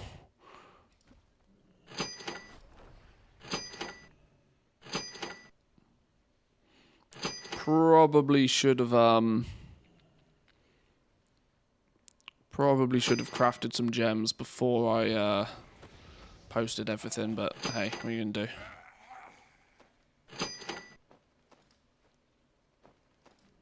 I have all the time in the Isles. Okay. Has the gravy train slowed down? The gravy train seems to have slowed down. 69 auctions, giggity. 75,000 gold in like a matter of seconds. Oh, still going.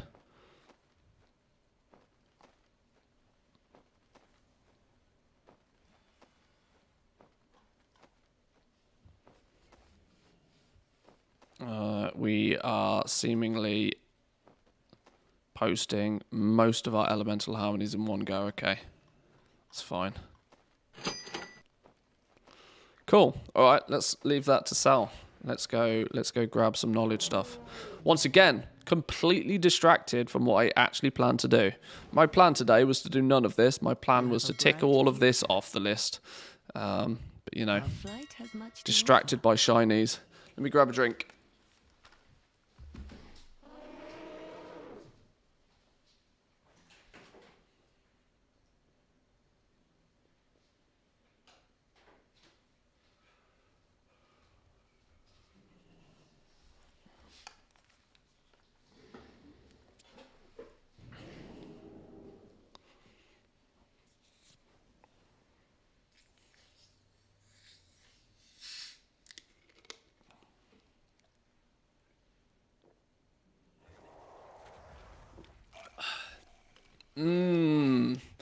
Sugar and caffeine. Okay. This is when you leave. Let's go and grab some stuff then. Let's get the quests done. So we need professions. We have fresh proto-dragon wings to fly a kite. That's the entry-level zone in the Waking Shores.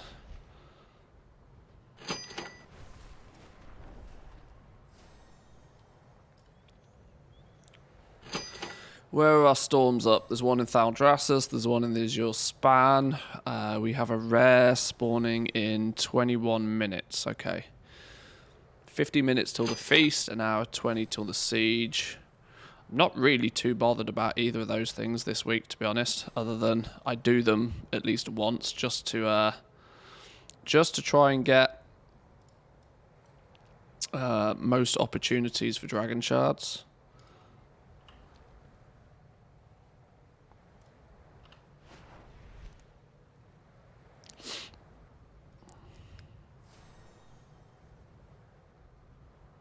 Scout pack. Yes, please. Yes, please. Where is it? There it is. Why is it not twinkly sparkly again? What's gone on with my graphic settings? Outline mode disabled. Why was the spell pack not twinkly sparkly? Spell pack? Scout pack.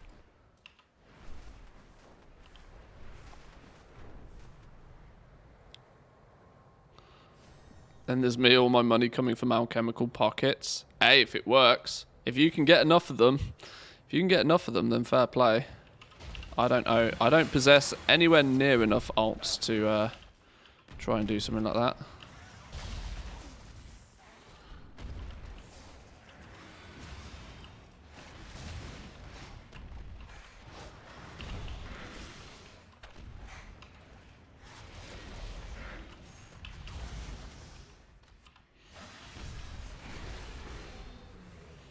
Oh, got my ossified hide as well.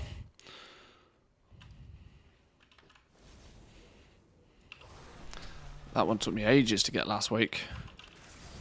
Glad I got that one ticked off the list nice and easy.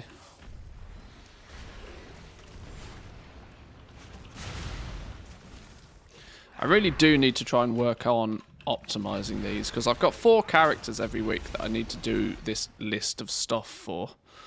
I really should just try and get it all done on a Wednesday. That's going to give us the rest of the week to then play around and do whatever we actually want to do. Get your chores out the way nice and early and then do all the fun stuff after. That should be the way we do it. 9 of 10. One more.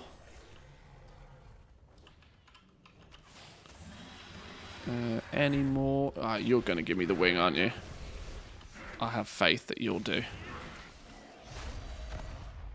Oh, scumbag.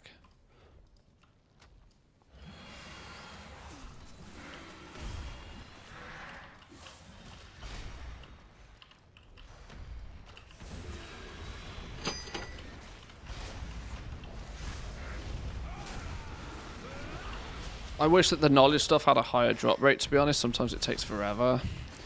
Yeah, sometimes you just get unlucky. There's no denying that you do just get unlucky sometimes. It is kind of frustrating.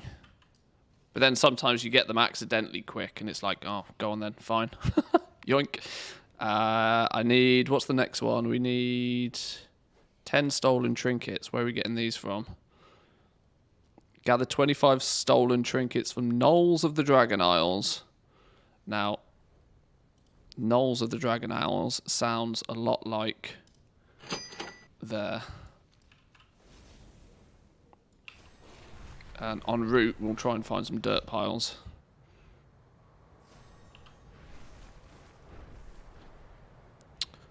Incandescent curio, exceedingly soft skin. Okay, we need to go down to the Azure span for the exceedingly soft skin anyway, so that's fine.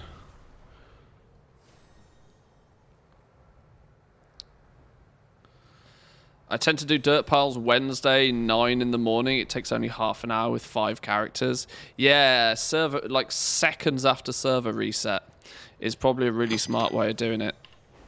Because they're probably all going to be up and you can just pick a character, fly around, pick up a bunch, job done.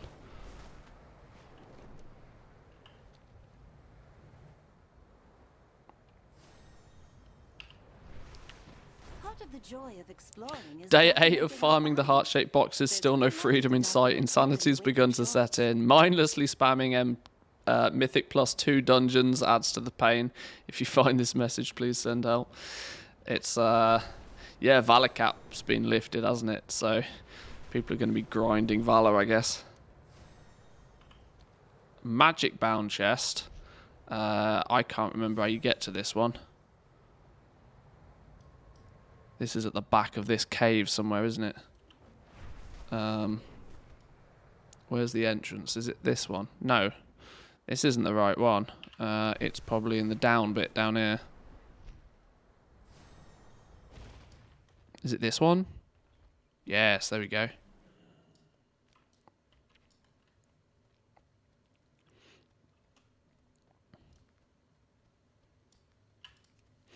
I tell myself that every Wednesday. Always end up fighting towards the last minute before reset on a Tuesday night. You sound a lot like me then. I unfortunately do tend to leave things to the very last minute more often than not. It's not a good habit to have. It's not a good trait to have, but sometimes there's nothing you can do about it. You are what you are. And if that thing is a lazy son of a bitch, then own it. Own it good.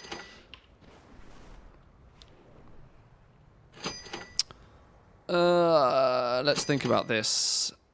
En route, we should probably pick up or do the world boss, shouldn't we? So we're going to fly past anyway.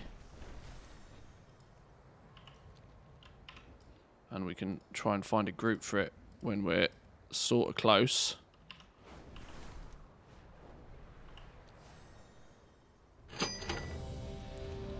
Hopefully we can swoop in, tag it and peace out. Right. Incoming streamer luck, by the way. Just saying. There seems to be a fat lot of nothing going on here. Trust me to join the group that has magically formed without the damn thing even spawning.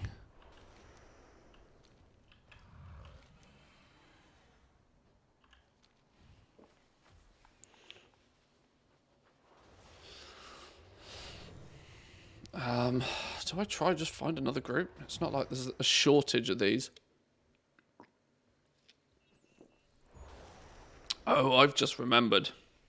I'm still Alliance, aren't I? That's the problem. I'm not sitting in a group that hasn't even got the damn thing. Oh, okay, there we go. There we go. It's just it was up on my home realm anyway. We don't need a group. We're fine. We'll heal ourselves if we take damage, says the hunter that has 0 damage mitigation practically. Pet's not on growl mode. Good.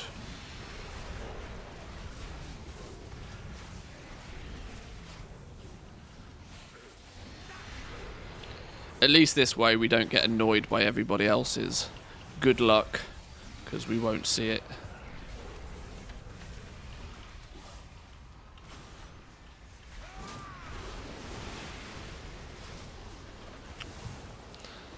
Yeah, pet do pet things. Go, go, go. All the damage.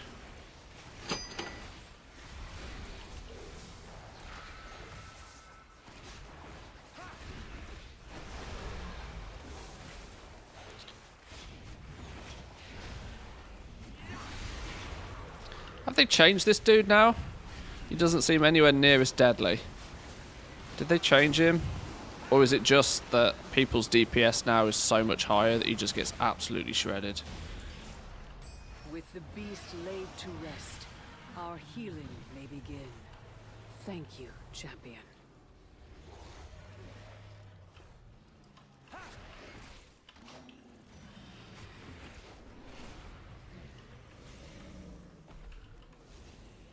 Right, well there's one thing off the jobs list.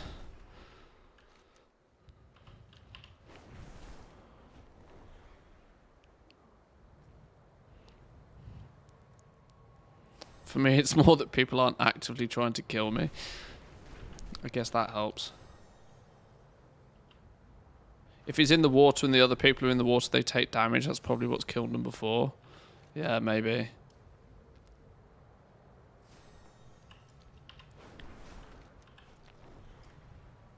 What does the Forgotten Jewel Gleaming Arcano Crystal toy?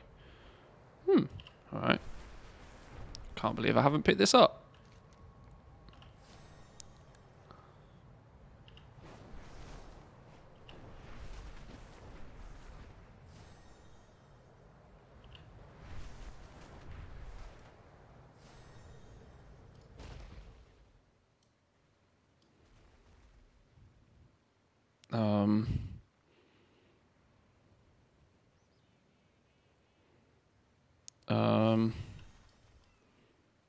Where is it?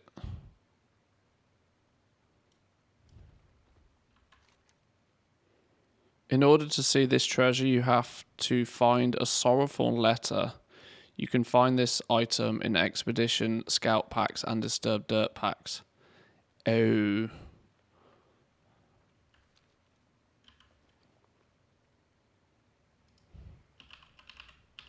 Oh.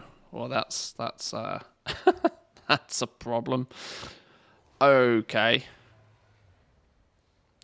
That will be why I've not collected that one then. Alright. Let's try again.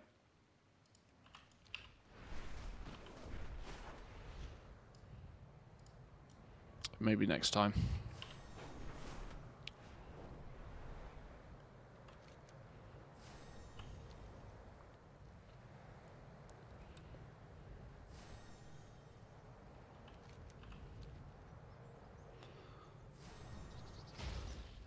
Does that mean actually Mr. Casual gets his 4th piece of tier set today with the Revival Catalyst.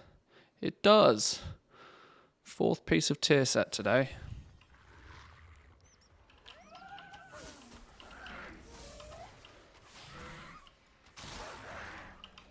Some people have had 4 pieces of tier set for months, but Mr. Casual doesn't do raiding.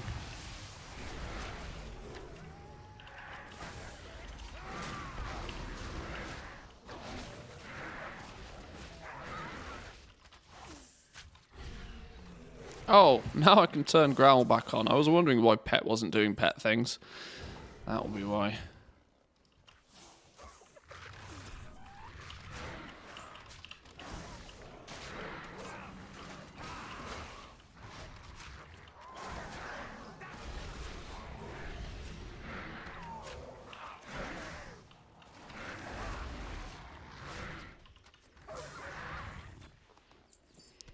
Two stolen trinkets. It's always nice making gold off other people trying to reset the market. Yeah, I've long since said the best way to reset a market is to convince somebody else to do it for you. That way you're taking 0 risk and you're taking maximum reward out of it. There's a little website actually that the owner of it has been requesting me to give it some attention for a little while, which has a feature that is meant to try and predict when market resets might occur or when they might be profitable to occur. What's it called? Saddlebags Exchange, I think.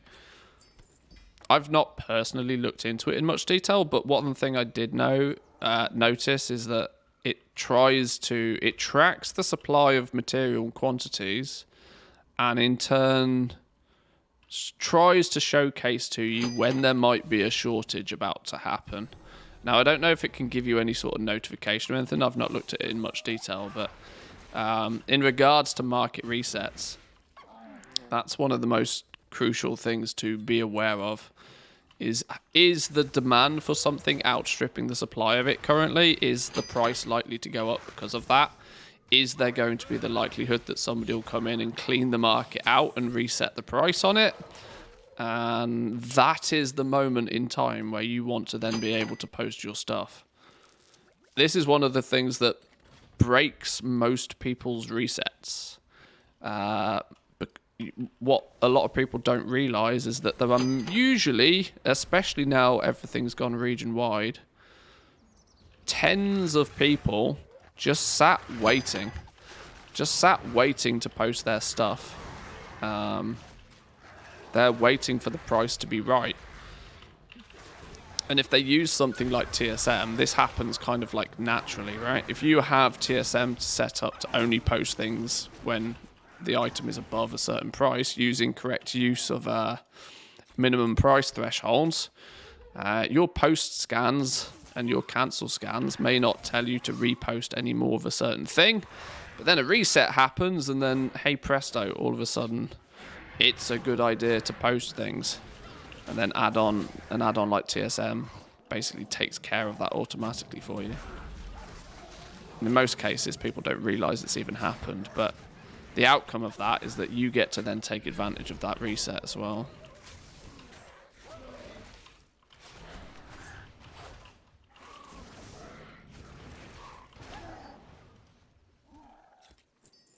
There we go. There's me stolen trinkets. There's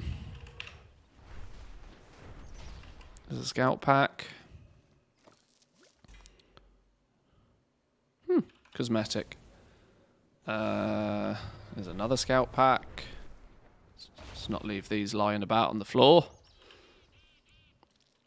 Although I can't see it. Where's it gone? Here it is.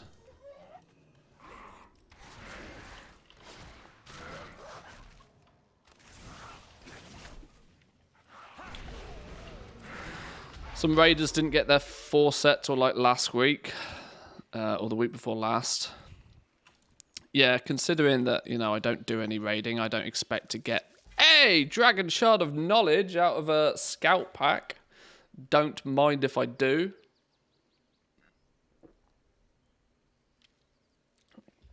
I'll add that to the pile of dragon shards that I haven't used on this character.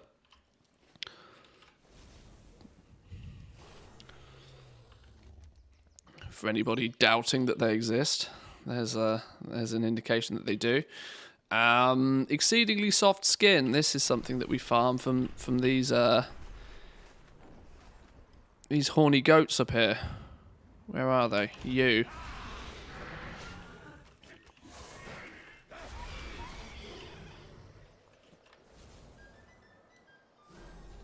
I should put my phone on silent.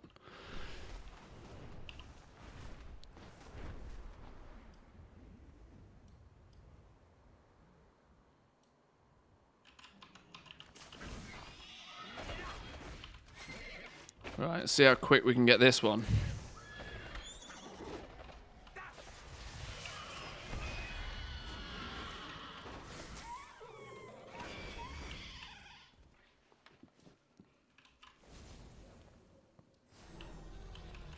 No, come back.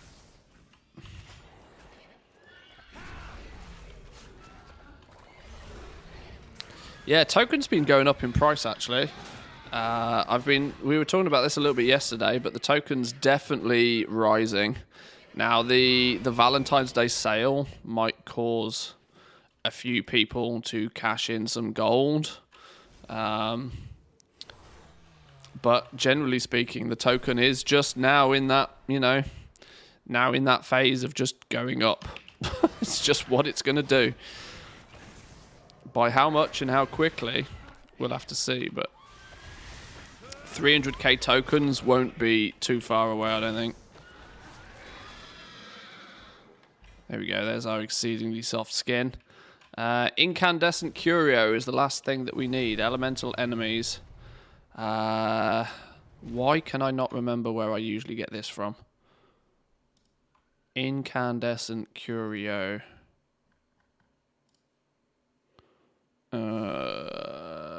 Oh, the Geodude fellas, those big things, yeah. Okay.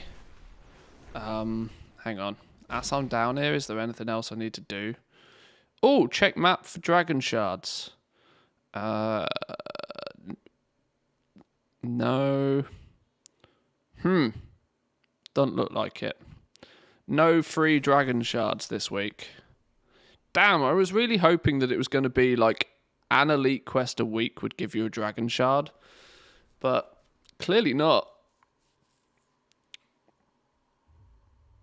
Or maybe they were turned on prior to actually meaning to be turned on. And the game is like, and Blizzard have gone, oops, didn't mean that.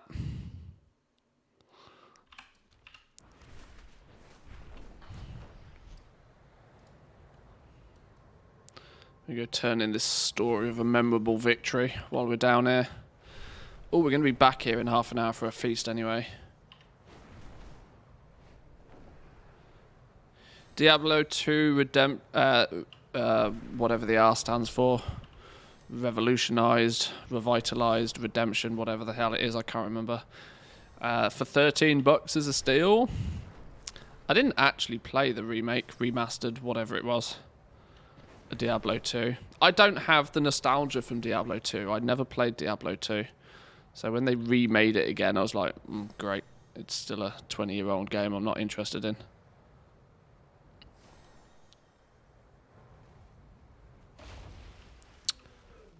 Where do we turn this in? Over this way.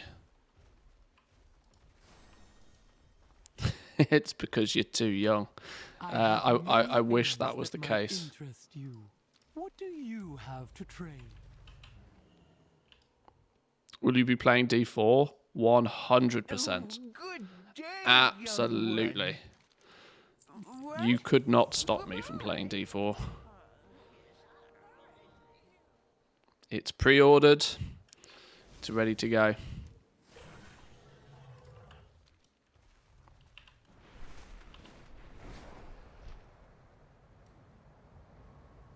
It is a bright day with exceptionally favourable winds. A perfect day for a race. Login servers are down. Let's hope not. Or are they actually right now? Let's hope not on that front as well.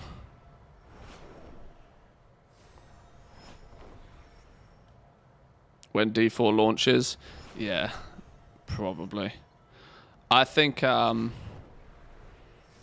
you will be amazed just how many people will play D4.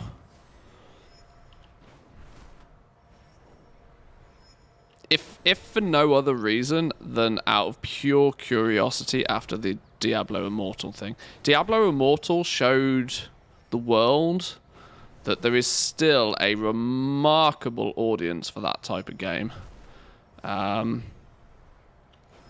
You know, anybody that's been somewhat slightly annoyed with Path of Exile recently is almost guaranteed to pick up Diablo 4. Anybody that's played Diablo 3 over the last 10 years is also pretty much guaranteed to pick up Diablo 4. Anybody that played Diablo Immortal and got slightly pissed off with it because it's just an absolute scumbag pay-to-win fiasco is likely to pick up Diablo 4 just to see if it's any better. Anybody that played Diablo Immortal and for some reason actually liked the pay-to-win fiasco is also probably likely to pick up Diablo 4. I would not be surprised if Diablo 4 blows Warcraft numbers out the park. I've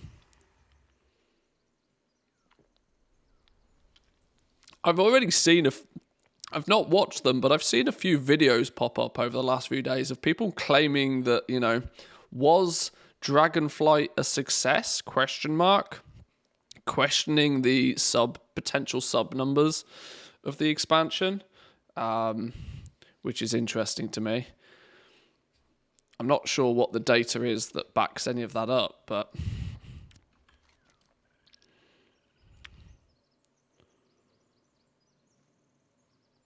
it's either way, it's interesting. I can't honestly praise Dragonflight highly enough. I've had an absolute blast doing it. Bellula did a video about it a while, but yeah, but you expect it from Bellula. Bellula's the kind of content creator that, you know, that's just what he does. Not to mention that many are already quote-unquote done with the patch. I think the price rises mostly to the fact that many people realise they do not need much gold to play the game this expansion. Consumables are pretty cheap. Crafting gear is as well. Crafting gear is relatively cheap until you get to the point where you might want a few pieces. This is the odd thing for me, right? People complained in Shadowlands that spending 50k on a legendary was just unnecessarily large amounts of gold to spend. People didn't want to spend 50k on a legendary. And it was one legendary. It wasn't until the very end of the expansion where you needed a second one. Now, obviously, some people crafted multiple of them, but that's of their own choice. Whereas now, crafted gear, you're going to have at least 2, if not 3 pieces of crafted gear, and it probably costs you 20 or so K a piece to buy the materials you need to make your crafted piece of gear. That's before you pay a tip to the person that crafts it. I don't actually think that the amount that people are spending is much different to legendaries at all. Unless you are like a week 1 Andy. If you're a week 1 Andy and you were paying 250k for each of your legendaries, well, you know, that's your prerogative. But of course your costs are going to be higher if you're a week 1 Andy. Hated the legendaries due to the gold sync, but don't like the crafted gear better due to that too. Yeah, I'm still convinced that people are spending, you know, if you were to add it up, I think people are spending just as much as they spent on legendaries, but they're not looking at it the same way, you know. They're looking at it that instead of a one-time hit, that, you know, you can spread it out, and it is just, you know, it's why microtransactions work.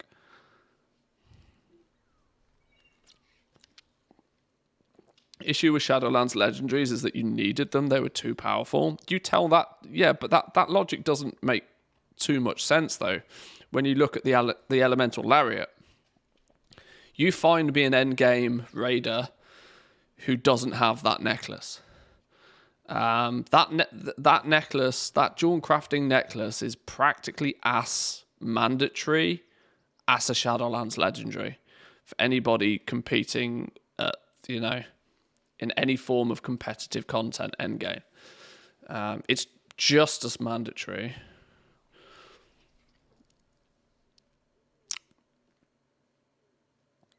Bought the neck week 2, spent about 200k on it. Yeah, I tend to think that people were, what's the word? There's a fancy word for it. People were conditioned in Shadowlands to spend a lot of gold on their gear, and they complained about it because they didn't like the conditioning of it. Because in Shadowlands it was new. It was the first time where you felt that you needed to spend a lot of gold on your gear. Previously, if you wanted to buy a raid BOE, for example, you would buy a raid BOE and they would be expensive, but they were never mandatory unless you were like really, really hardcore cutting edge.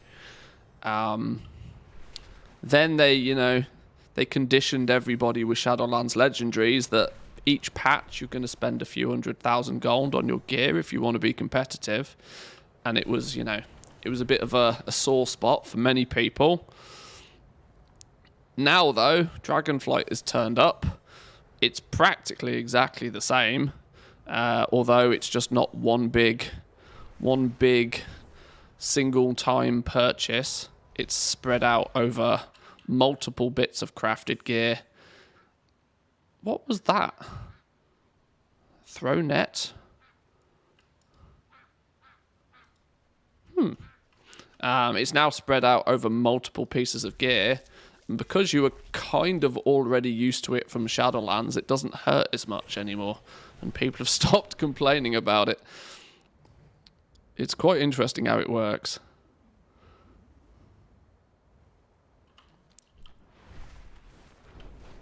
The spirits of this place have been disturbed. We must help them return to their rest. This is a super quick and easy world quest.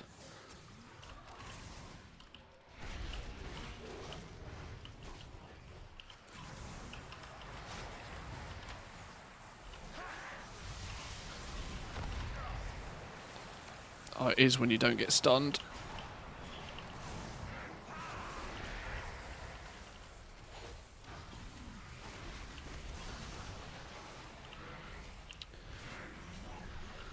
When the raid opened, the only expensive part was the diamond. If you found a crafter who wasn't greedy as fuck and crafted it cheap for you. I still to this day think that people are remarkably undervaluing how much they charge for crafted gear. Like, aggressively undervaluing it. I think people are doing themselves a massive disservice. And because it's a numbers game, right? If you only need to... If you were to tell people today that if they wanted something crafted, it's 100k, 9 out of 10 of those people would laugh their ass off at you even attempting to charge 100k. But you only need to find that one person that's like, okay, and then shit, you've made 100k. You would have to do 20 crafts at 5,000 gold each to achieve the same. That's 20 times the effort, potentially. 20 times having to explain, fuck, that this is the process and this is my inspiration chance and all of this. You have to do that 20 times over to achieve the same thing. Like, people should be shooting to the moon with the price that they're charging. And if somebody says they don't want to pay that, then they don't want to pay it. It's fine. They can either risk it somewhere else, they can keep hunting, whatever the case may be. It's not greedy goblin mode. It's smart business strategy more than anything else. Why was I over here? I was going to the cave that's got the Geodude fellas in, wasn't I?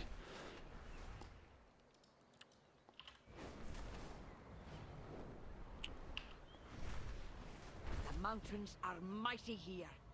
plant our banners to mark what the Dragon Scale expedition has discovered. This is also a remarkably quick and easy world quest as I happen to be flying past it.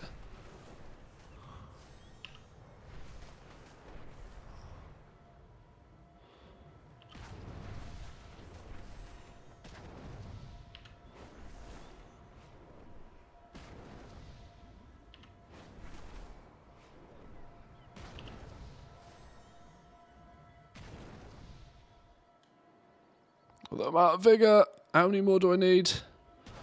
One more. Oh, this is fine. We're good. Now everyone who scales those peaks will see that the Dragon Scale expedition beat them there. Hey, chip tier stone. Good. We're chipping away at these dirt pile ones as well. It's the same tactic that internet email scammers use. Just need to find the one dumb old guy. That makes it sound so sad. Yeah, the Nigerian prince scam. I don't know if it's politically correct to call it that realistically, but it's true. This is why the spam emails and stuff that you get are deliberately full of things like typos and all sorts of stuff. And the reason they don't get rid of them is because they're not looking to waste their time with intelligent people. They are deliberately hunting out the dumb. And if you try hard, it's a numbers game. If you try hard enough, you'll find one. Is the harsh reality.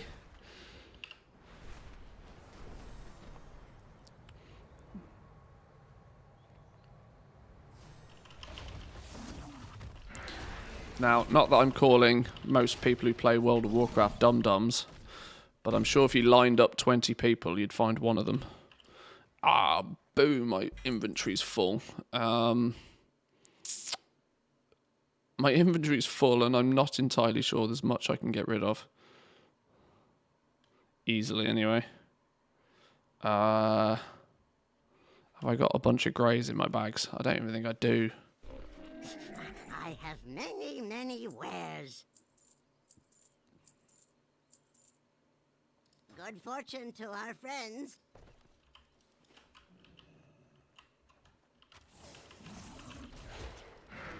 Take me out of the context of my speciality and I'm dumber than a box of rocks.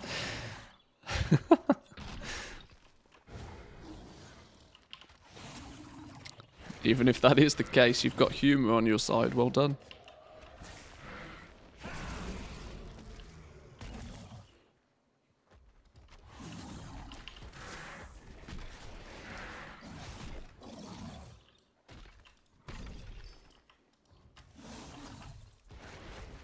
But yeah, I do tend to think that...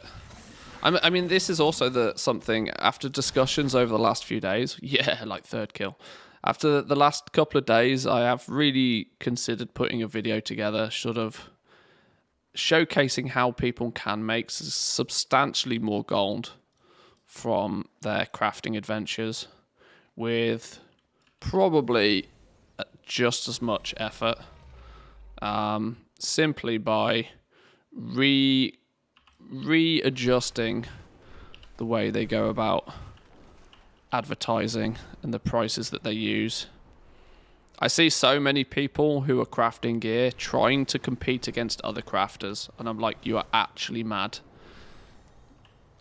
You do not need to compete against other crafters. You do not need to be the cheapest. You need to offer the right thing at the right time to the person that wants it. And you need to make that process as smooth and as easy as possible for them to buy off you. The primalists are preparing to attack the temporal conquest. All this, all this 20,000 gold first time craft, 5k recrafts, 4 recrafts for free. All of this rubbish is just like, what are you doing? You're way overcomplicating the system. Keep it simple. Trim the fat from the front end, and you will make so much more with so little effort. There's so much better ways to do it.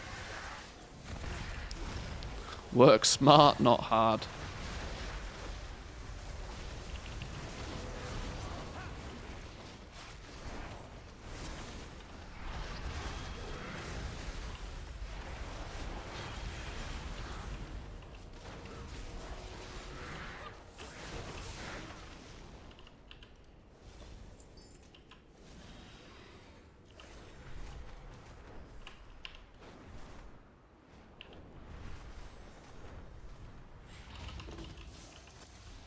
I used to say first recraft is free, subsequent 10k to get them hooked at gambling.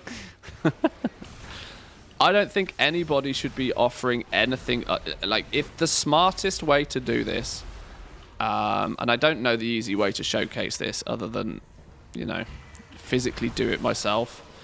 I still believe that the smartest way to be doing this is to offer nothing but a fixed price. 100% fixed price. And, you know, play the law of averages. Sometimes it's going to... Oh, I forgot that you get cold out here. Play the law of averages, right? Charge a fixed price. Make it as simplistic as possible. 100% as simplistic as possible.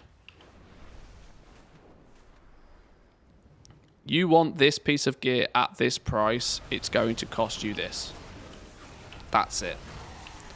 The crafter doesn't want to deal with all of this recraft business and indecisiveness about how much it might cost. That's your job as the crafter. You offer a fixed price, and if sometimes you'll make a stinking amount of profit. Sometimes it will cost you something.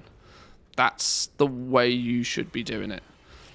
There's nothing guaranteed about crafting it anyway because of inspiration Let's make procs and sweet, resourcefulness sweet and profit multicraft and all together. this jazz. Hi. Take the confusion off the hands of the buyer. Deal with that yourself and charge for the benefit of it. Number seal, how we doing? Welcome in. Thank you very much for the tier 1. 9 months now. Thank you, thank you.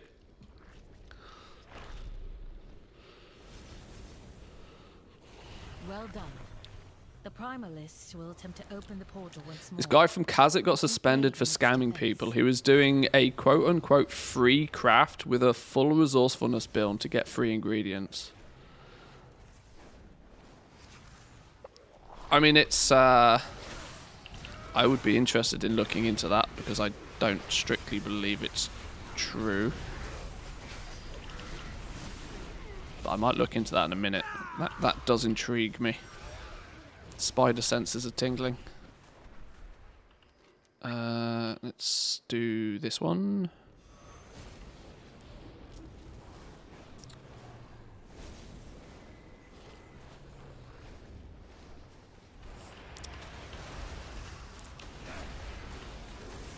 I mean, we know it's a scumbag thing to do, but there's many scumbag things you can do in this game and get away with them. It's just, you know, where does your moral compass lie?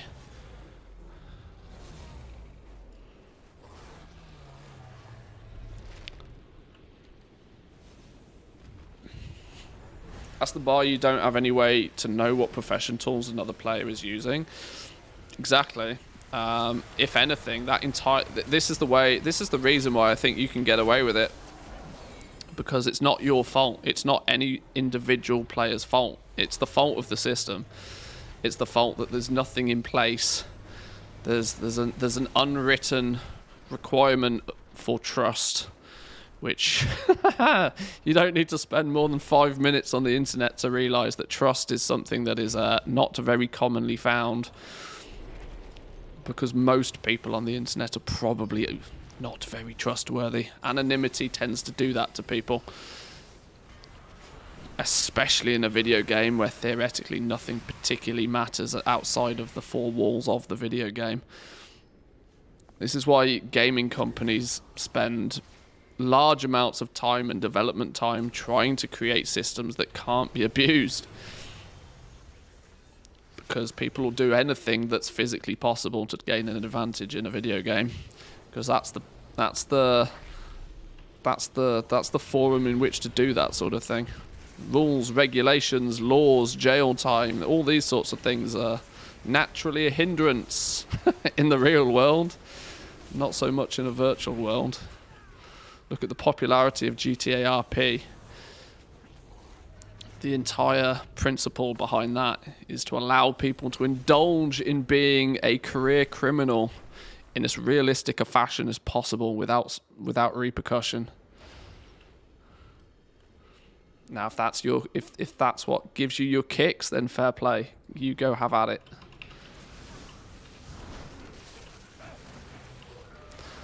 Gotta love how it's allowed in even if you fall for it. Just tough titty. You see, this is it. Some games do embrace it. This is the point. That's part of the experience for some games. It's literally the you know, using GTA RP as an example. I mean, it is literally what the game is built on. There was a game I used to play many years ago now. I can practically guarantee not a single person of you will have ever heard of. It was a little online game. I think it changed its name a few times. It changed its name from Injustice to Mafia Matrix, I think, at one point. It was a really dumb little stupid text-based gangster simulator, practically. But the interesting thing about it was that you had a player profile, and the more you played the game, the stronger your player profile became. But the twist here was that none of your stats were visible, even to you. You never knew how strong you actually were. You never knew how strong somebody else was. But this was also a PvP game, or there was elements of PvP included in this game. And it was a remarkable... The ecosystem that evolved around the game was very, very interesting. Since you had nothing but players' actual reputation to go by to indicate whether they were good or not at the game. And by good, I mean had spent an ungodly amount of time pressing a button every 3 minutes to get better. But it was the biggest time waste in history, but there were some elements that have never really, to my knowledge, been repeated in a game since. I played Mafia Matrix, it was cool.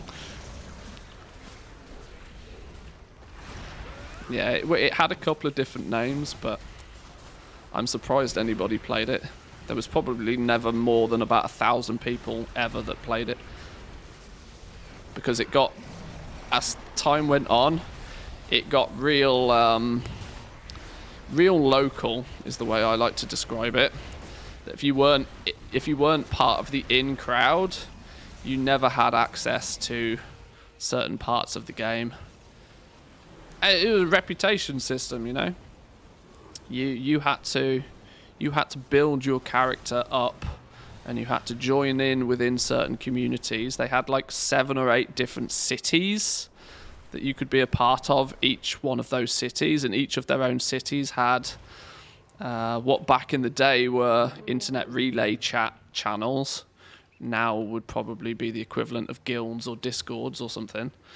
And the reality was it was just a social experiment mostly. You would just spend time in these internet relay chats, just chatting to other people, talking about stuff whilst you played the game. And the premise of the game was every 3 minutes you press a button, and the more times you press that button, in theory at least, the more stats that your character obtained. You didn't. The fun thing is that you didn't really even know what the stats were. You didn't know how each one... There was no wiki that you could look up. There was no guides, per se. Now, it was... As time went on, it was broken apart and deconstructed and reversed engineered, and so people worked it all out, and that was probably the downfall of it, to be honest. But...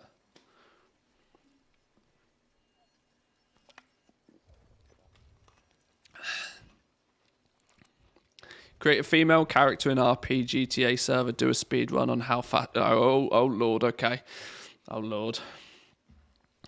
I'm glad I didn't finish reading all of that. maybe do that one offline, Pagby. Just just a hint. Custom Ultimate Online Shard had an actual jail where the GMs took you for exploiting, and you had to spend days of online time to actually get out of it. That's quite funny.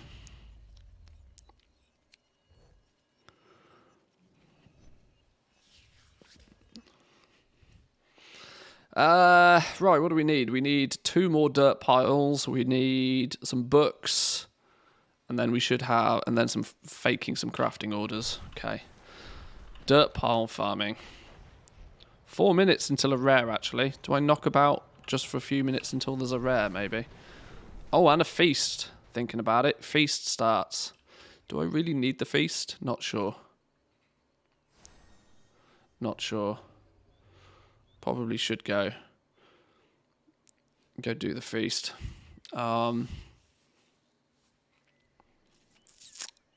Yeah, let's just let's head over to Anaran Plains. That's where I like to do my dirt farming anyway.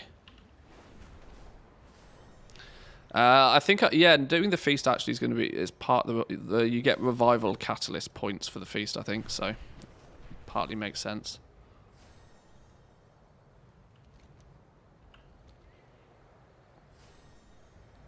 Magic bound chest. That's the one that's in this cave, isn't it? This cave, which under normal circumstances I can't get in without bombs. Go boom. Go boom. Yay, in we go. Who says you need to be a miner? Who says you need to have the mining profession, I should state.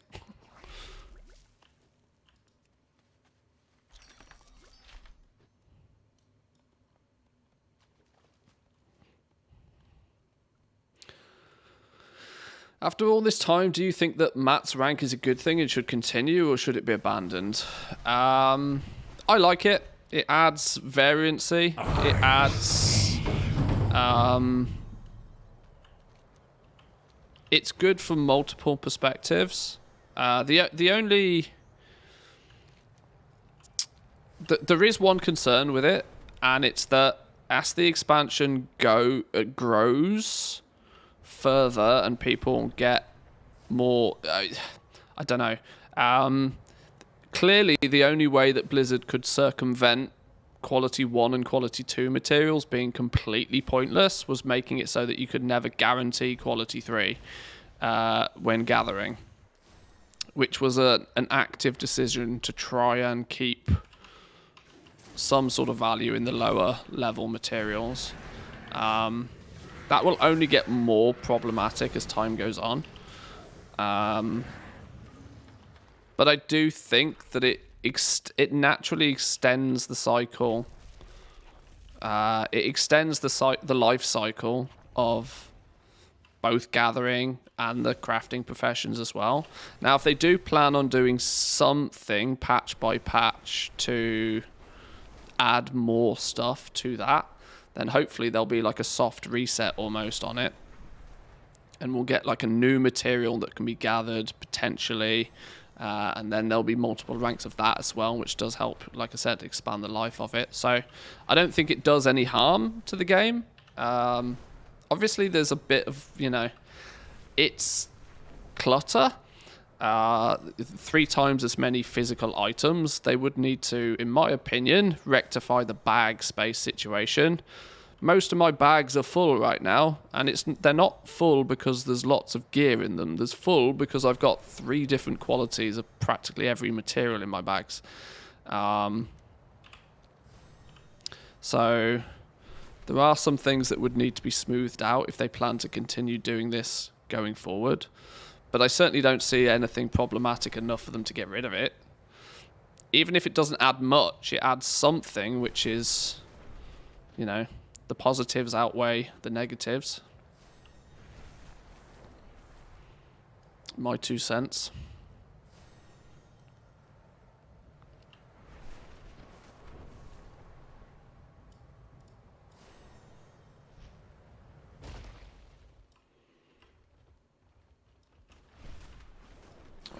Where's this scout pack? Why can't I spot it?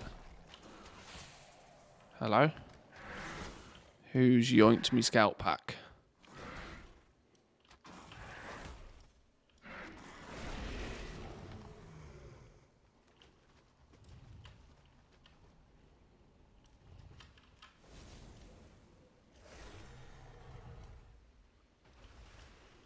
Is this another one of those silly ones that's in a rock or something somewhere?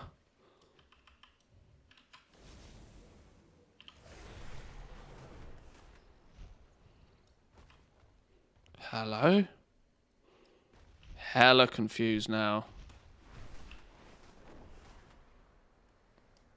Alright, maybe that one is not meant to be found. Fine.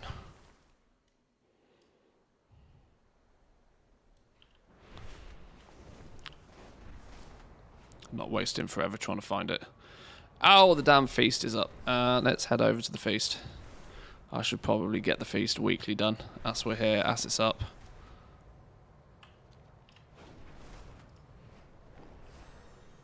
I see a lot of rank 3 cheaper than rank 2 or rank 1. That's usually because of it's an item that can now be easily guaranteed at quality 3. And once you can guarantee it quality 3, there's no point you dealing with quality 1 or 2. It's a supply issue in that regard. That's the only reason. Pieces of powerful artifacts are hidden in the ruins. Collect them and eliminate any sundered flame before they do the same. Whoa, it was a big boy.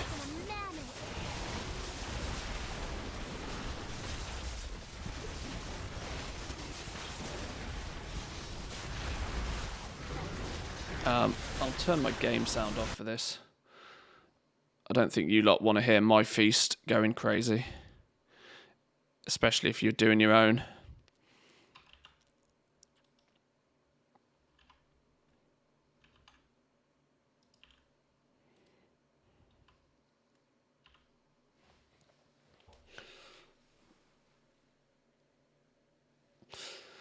I love those bombs when I found them at the vendor, stood in front of closed caves with a Titan touched herb inside often enough. Yeah.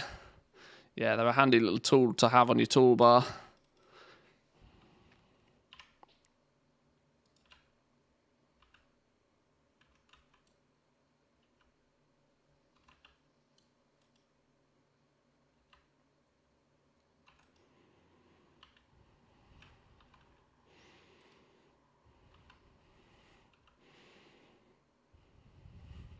Come on, give me a task. I need a task.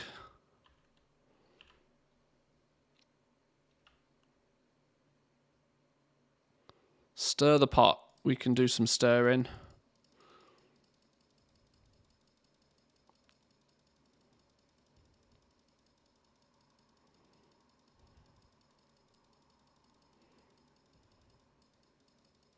Come on, click that button. Click that button.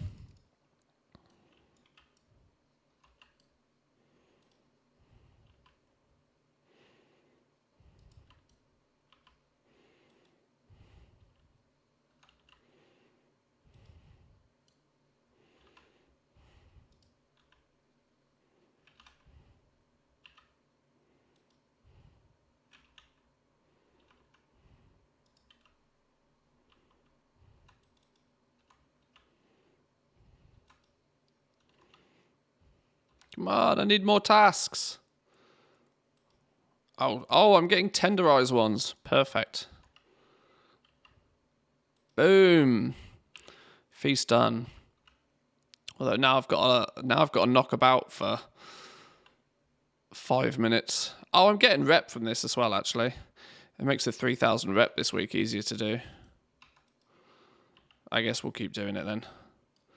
Practically AFK it for 9 minutes is fine.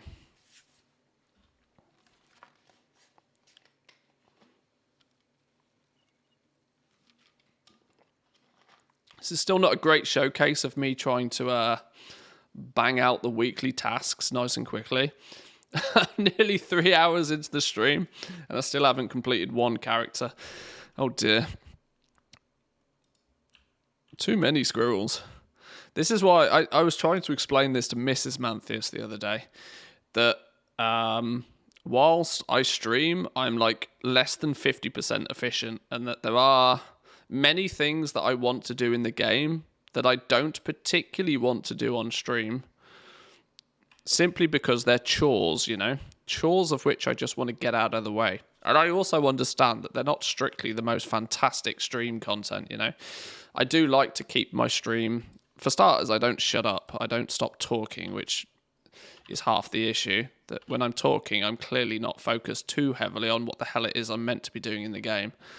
But there are some stuff, like the rep grind, that I do just need to spend time in the evening just getting it done. Just bang it out, not on stream. Save the good stuff for stream. That's kind of my theory. Get the task list, get the chores out of the way. And I'm noticing more so over the last couple of weeks that I'm having to spend most of the streams, which I'm not actually overly happy with. I'm spending most of my streams doing the chores, doing the tasks, which is probably not fun for you. And it's probably not too fun for me because it takes 3 times longer for me to do them.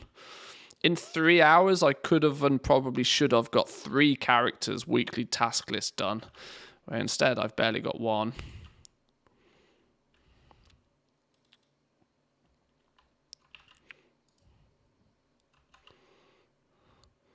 Oh, I got to go get some stuff now. Where do I go get some stuff from?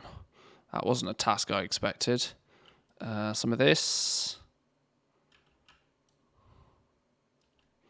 Some of this. And something else.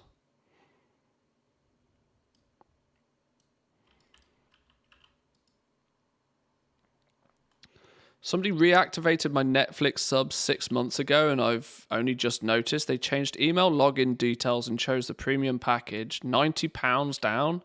Account recovered now, but my recommendations are all Japanese anime. Oh dear. Oh dear. That sounds like you were probably hacked in some way, shape, or form to lose the account in the first place. And it was probably a heavily distributed account. Yeah. That's an oops.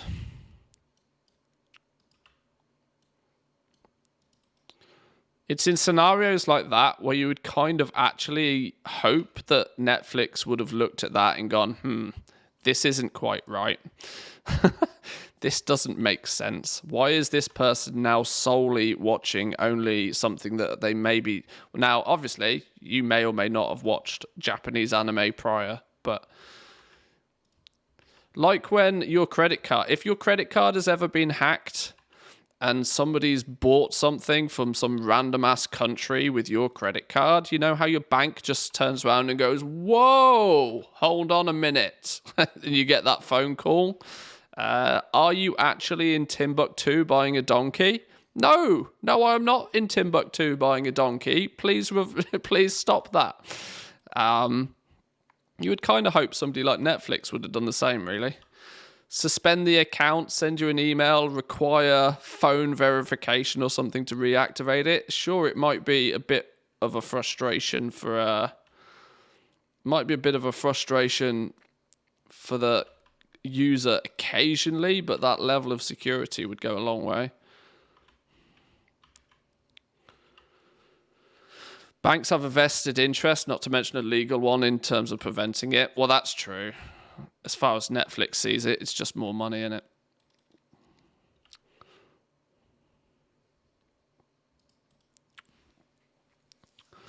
Netflix was set as pre-approved payment from PayPal, which is why I didn't catch it. Ouch. Yeah, that's not nice. I've actually been to Timbuktu. Don't think I saw any form of being able to use a credit card or bank card. I didn't even know Timbuktu existed.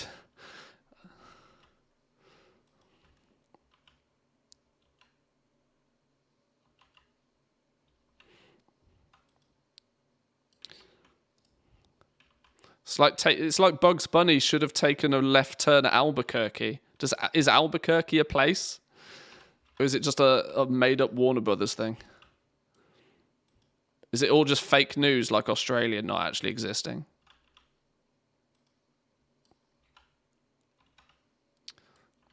Albuquerque is a place? Okay, shows what I know. My geography is terrible.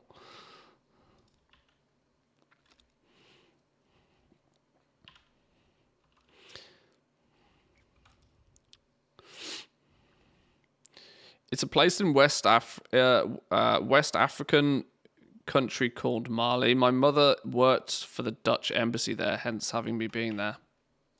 Cool. Australia? Never heard of it. Yeah. Clearly not real.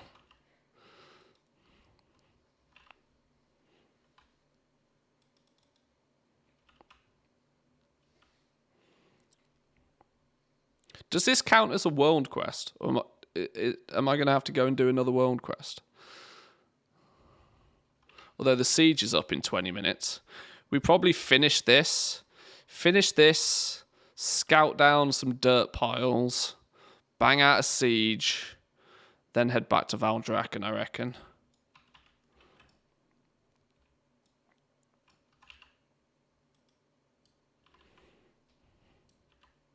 Doubled up on the legendary soup. Not seen that for a while. Clearly people are soup happy at the beginning of the week. This is kind of why I want to try and get this like weekly job list stuff done nice and early on a Wednesday. Because every man and their dog is doing it and you can usually bang it out quite fast.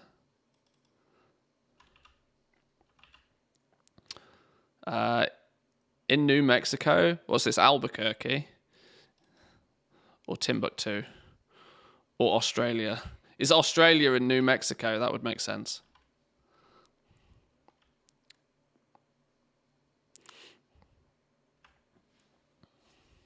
It's not World Quest, but it counts as group content for the Catalyst. Oh, well, that's good then.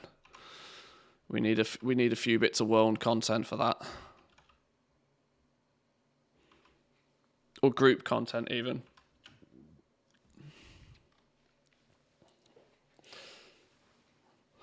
I don't understand the siege. Over in the Obsidian Citadel, south of the Obsidian Citadel, it starts on this little green hill. You march through and you take over the place. And you go kill a boss, and he gives you a box. You can loot it once a week.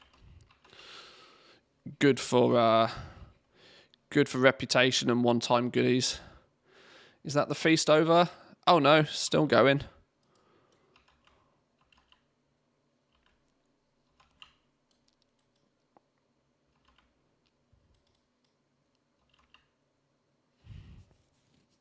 You can AFK the siege, just be in the area.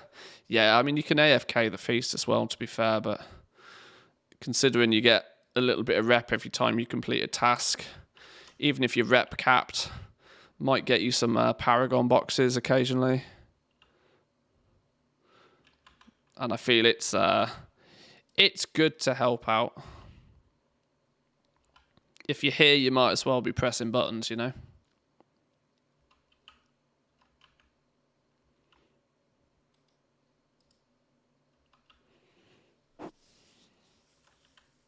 It used to be decent gear too at the start of the expansion.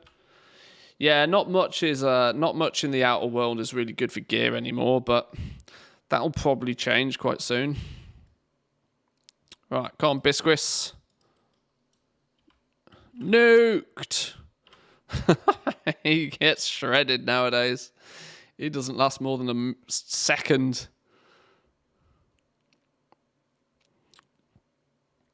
Only a rare blazing essence. Shocking. Only a rare blazing essence. Boo hiss. Okay. We got 14 minutes till the siege. I need to do some dirt farming then, don't I? Let's get some dirt farming out the way.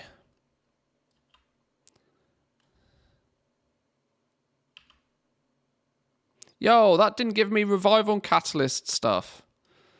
Maybe I should have actually been in a group for it. That's annoying.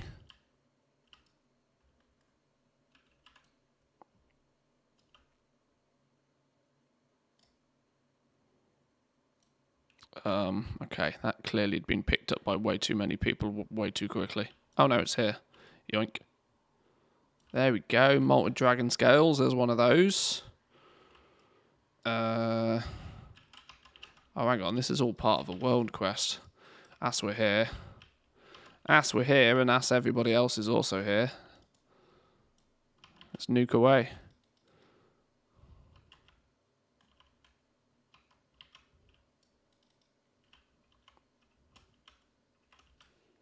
put the game sounds back on now. Now that we're not at the overly loud feast.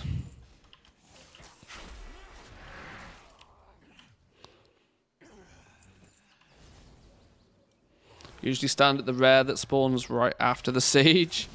Captain Lancer. You're a Lancer camper, are you? You're one of them. You're one of those that makes it so I miss the damn thing every third time I do the siege. Because he dies too fast. Can't get from the boss to the rare in time. Damn you.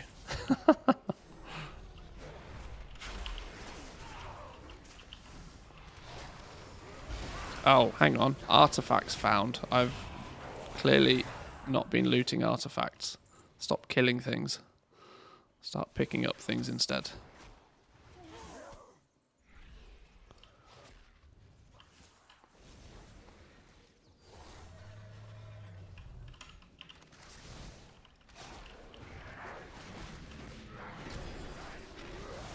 Two.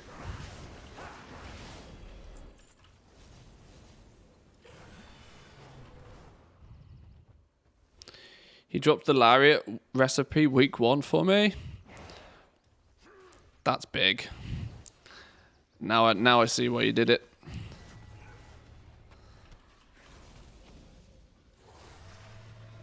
I might adopt that tactic, thinking about it. That might be my way to do the siege. So I still need that damn recipe. The fact that I'm a dual crafting main character and don't have it at this point is a little embarrassing. Especially since I've got more than enough gold to just buy the damn thing, but... Where in the world are these last fragments? What's this here?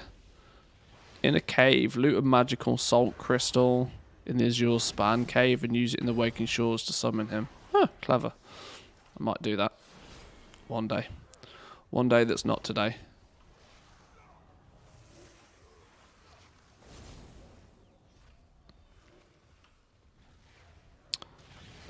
Clearly these artifacts are not multi-tap because they seem to not exist.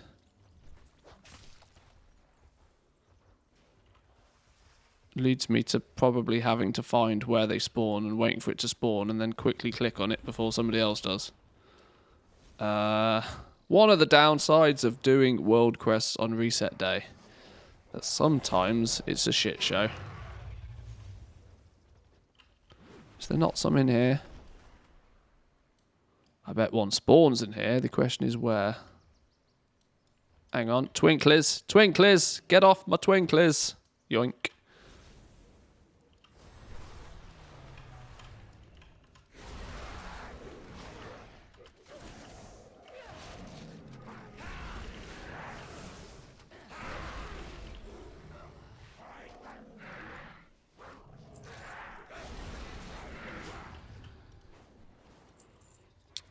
Like a bunch of flipping magpies looking for shiny shit now.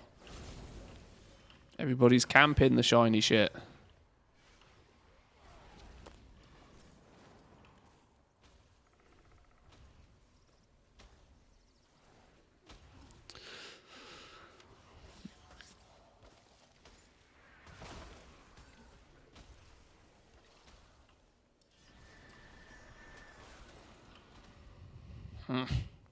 I need one more fragment game.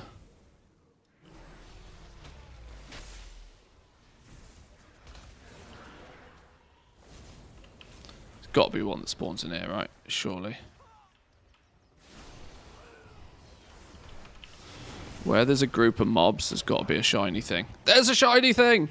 Got it. Get wrecked, losers. Okay, we're out of here. So we may learn of their mysterious powers. The Knoll presence is a blight upon our lands, festering, growing. Okay. It is time we put an end to this.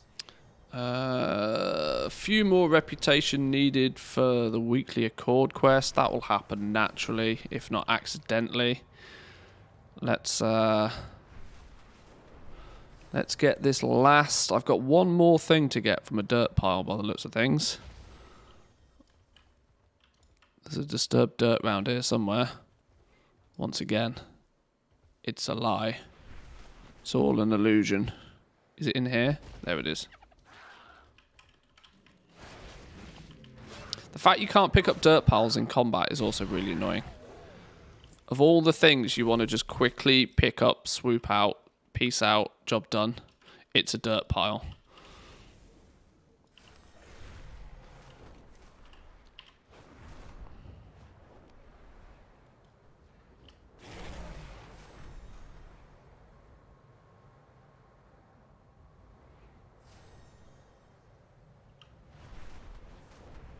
Magic bound chest. That's in here, isn't it? I can never remember. Where's the entrance gone?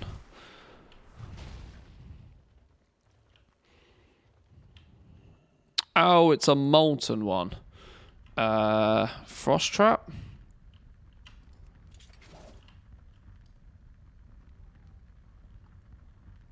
Frost trap is a no-go. Really? Oh, that was freezing trap. That might be why. Is frost trap something you have to spec into? Is frost trap even a thing nowadays? I don't use traps.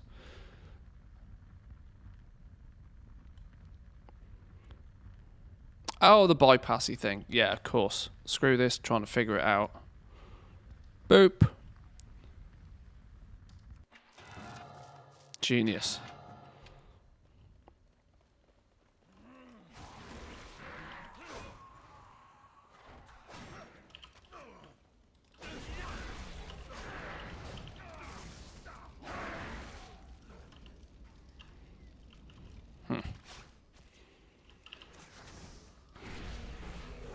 Why do I not see these special chests, besides the fact that I rarely leave the auction house?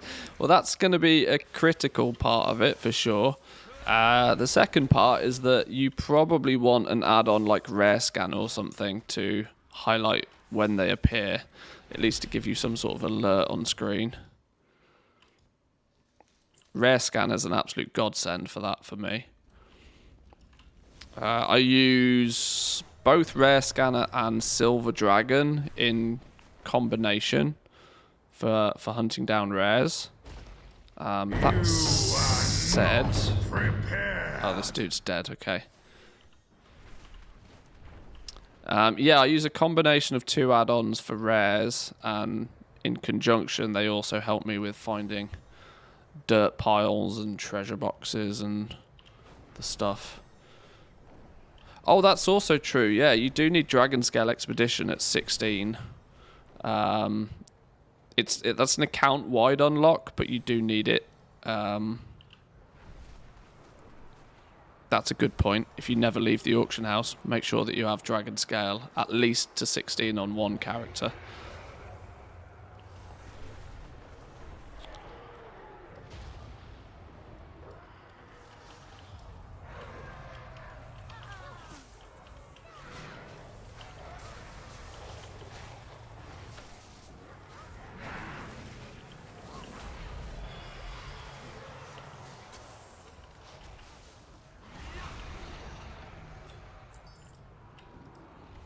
Make a selfie with his dead body. Hang on, what? It's needed for an achievement? Ooh, I missed that. I didn't know that was a thing. You have to take selfies with dead bodies? What kind of fucked up achievement is this? Blizzard's been doing some real weird and wacky stuff recently. Yeah, go take some pictures of some corpses. Alright, thanks, Blizzard.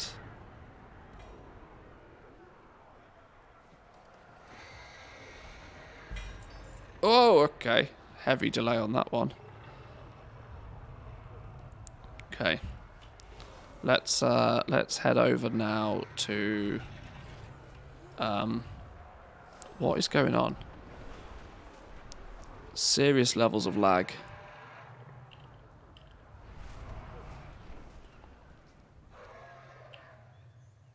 Alright, we've got 3 minutes to kill this fella. Who's not here? Oh yeah, of course, it's this one. Leave me to my grief.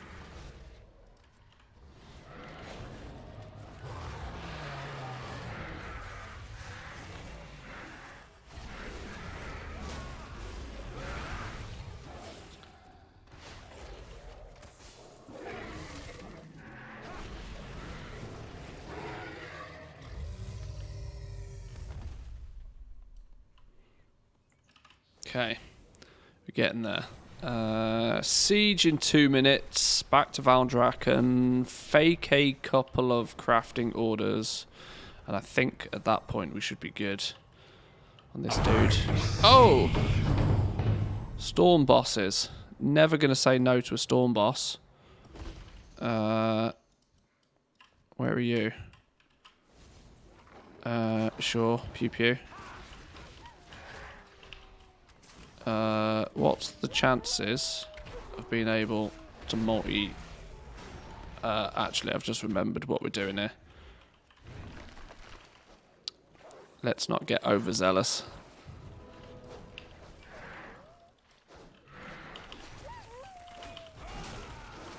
Alright. Oh my lord. Oh my lord. Pet do pet things. Christ alive. Pet do pet things. Please, please, please have mercy. Pet do pet things. Oh, pet's dead again. This is not good. Not good. Not good. Feign death. Oh, what? Okay, I feigned death way too late. Oops. Those are not the storm bosses. Oh. Well, in that case, I might not care about it. They were just in the location at the same time.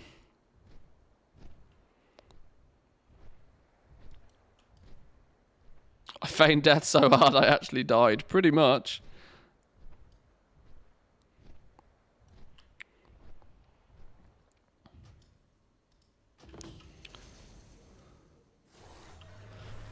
The reality is this is cool and all, but I do actually have... I have a siege to attend. Although it's hard to turn down so many rares.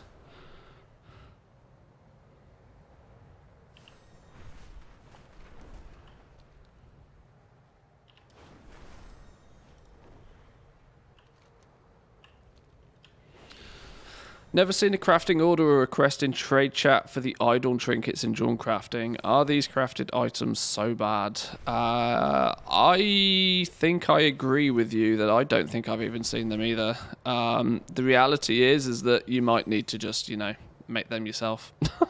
If you want your first time craft bonuses anyway. Where am I going? Wrong way.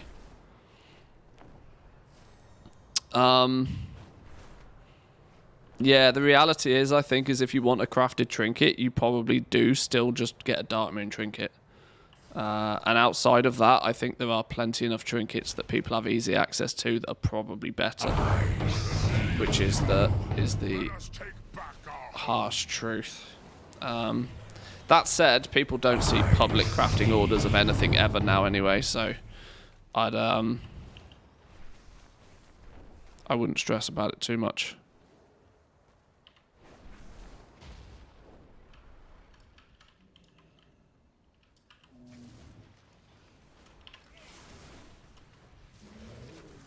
Let's maybe not stand in the fire.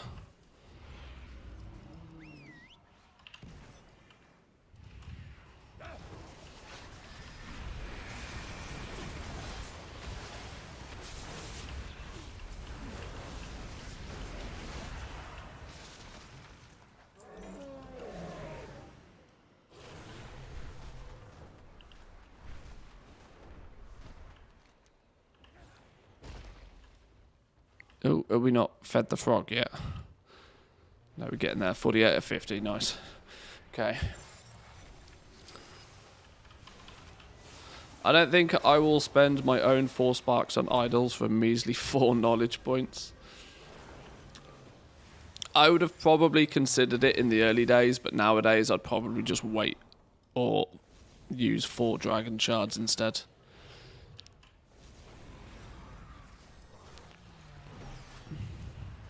It's a bit of a shame considering those were also trinkets that were locked behind renown as well, so you would kind of hope that they had a little bit more prestige about them, but they obviously don't.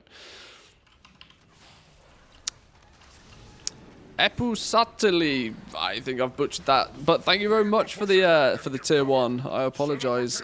My pronunciation of your name is probably terrible. Epusatli? I don't know. Thank you very much for the tier 1. Welcome in.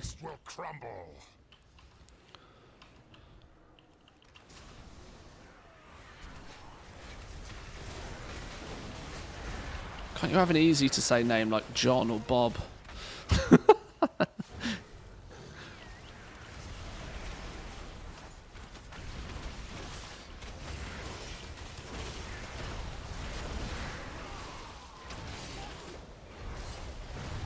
Sounded kind of Finnish. Could be. Could be. They're trying to keep us out with fire. Ha! Show them we dragons bring the heat. So, in theory, chill here. In the guild, rare spawn. I wonder what this character's after. The Joradin are retreating. We will hold the field. Get in that fort and clear out any stragglers. Right, let's get ready to zip over to Captain Lancer.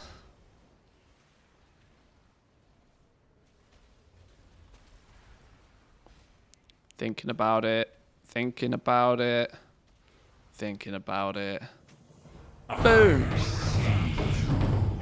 Go! Nuke him! Wow, I even got the tag on him. I got the pull on him.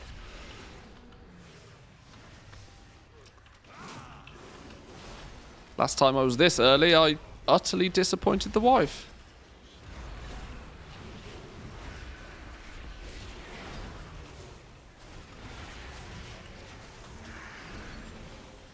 Now my pet's gonna die.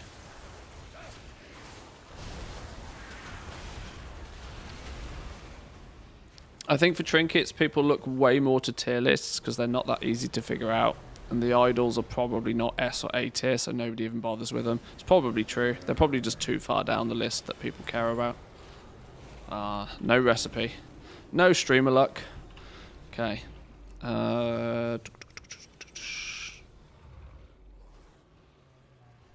Back to... Oh, I also didn't get complete group content on the Dragon Isles bonus. I didn't get... Maybe you actually do need to join a group for this for it to trigger, which is a bit annoying. Because things get nuked so fast, you usually don't need to, but apparently I do. Ooh. Loads of points. Oh no, here we go. It was in the box. I'd tell a lie. Does that mean I've got a soup thing? I do have a soup thing. That's probably why. There it is. There's me soup box. Okay. 85%. Where do I get another 15? Where do I get another 15? Easy mode. Do a hunt. Spam hunts. You people are clever. Control and click to remove pin. You people are very clever. This is why I keep you around.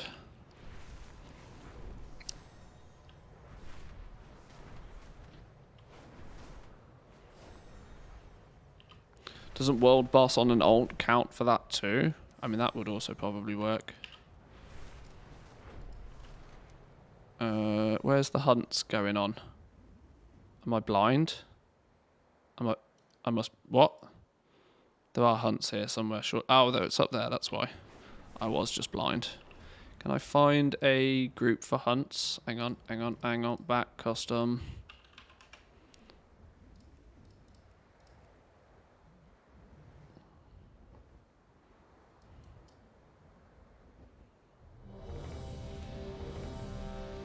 Where's the hunt on this shard? There.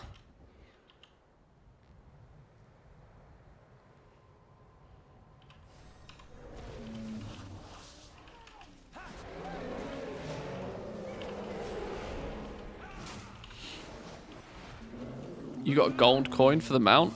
Did I?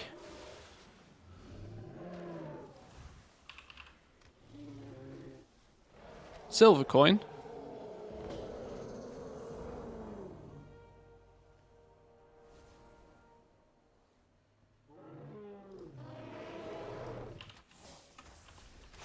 Blitztrunk's up again?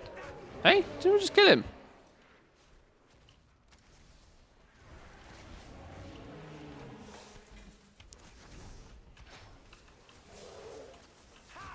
2 feasts up at the same time? Confused.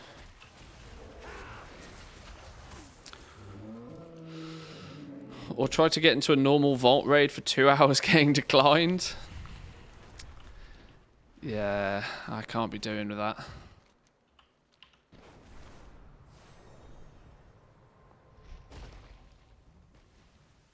What are we doing here? Oh, we're healing beavers. Giving the beaver the kiss of life. Or what I feel is actually. Where do you take the beaver? You're holding an injured beaver. Find a shikar to heal it. Okay. Heal my beaver. I shall join you next time. The innuendos are outrageous.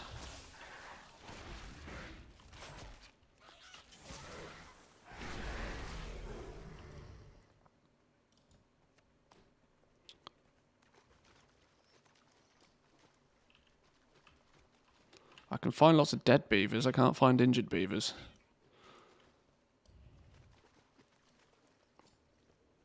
Be respectful.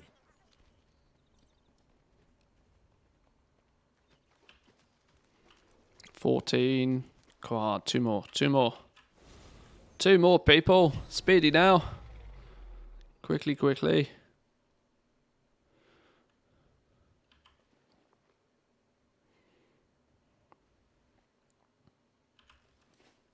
$15. 1 more.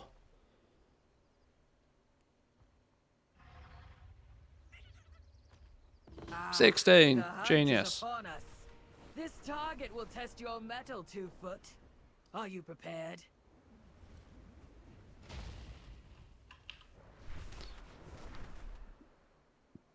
I am about done with being called a 2-foot, that you know. I'm going to start, you know, taking offense to being called a 2-foot before too long. I've heard it too many times. Bloodlust, sure. Or heroism for considering we're alliance. Seems a bit overkill. You did better than I expected. My scouts will search for new hunting grounds while these lands replenish.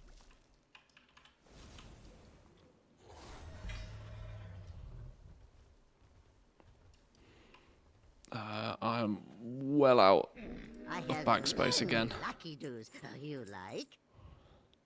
May your feet find good. Plus, you only get called a 2-foot from the 4-footed creatures, not people who you've known for 20 years. Yeah, it's a bit racist, isn't it, really?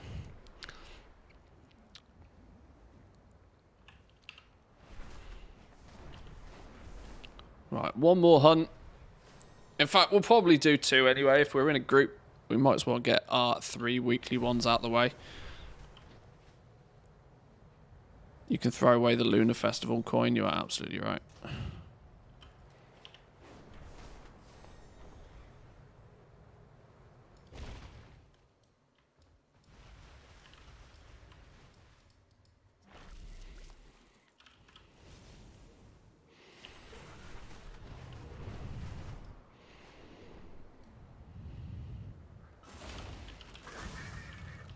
Oh, Cockosaurus. Pulled more than I meant to. Don't despawn, don't despawn, don't despawn, don't despawn, don't despawn. Got it. Oh, you can pick up scout bags in combat, but you can't pick up dirt piles.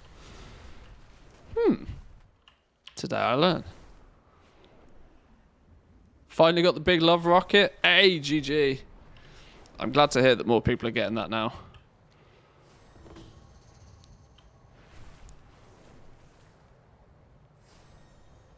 One of our foragers spotted food nearby. I'm See what you can gather. I tell you what, I am actually kind of thankful that we've had that in the previous year.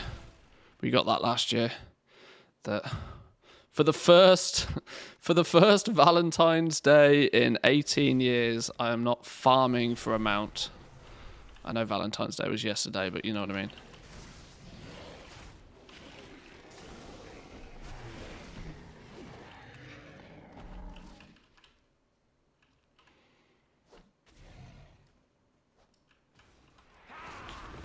Something has stirred the creatures of this area.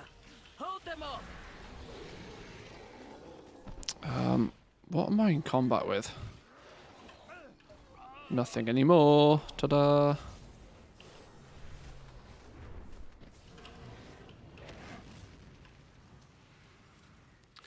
Did some sexy car tire swapping with the girlfriend.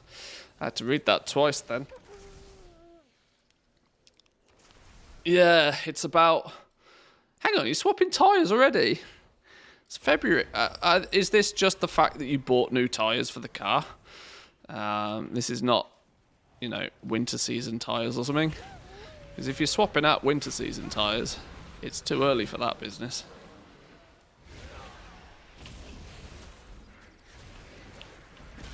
Something has these creatures angered. You must fend them off before they reach. Oh, had air leaks. Okay, so just new tires.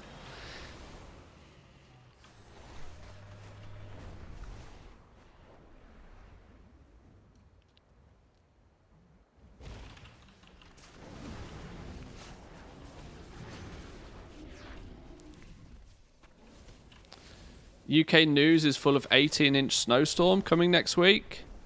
We could do with some snow. Oh, well, I can't speak for the UK, but Finland could do with some snow. It's been a tragic winter this year for snow. We had a bunch of snow to begin with, like quite early on, but the temperatures have been way too high. And by way too high, I mean they've been positive numbers. What is that about?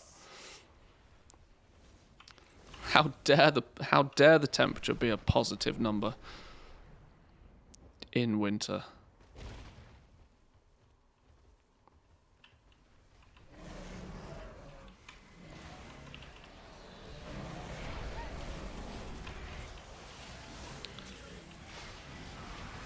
So weird there's no bushfire in Australia either. Well, that's because Australia doesn't exist. You can't have bushfires where something doesn't exist.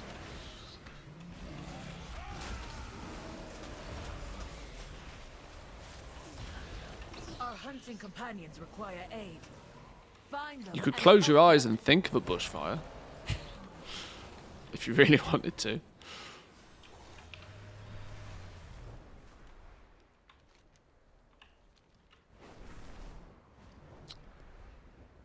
No, but it is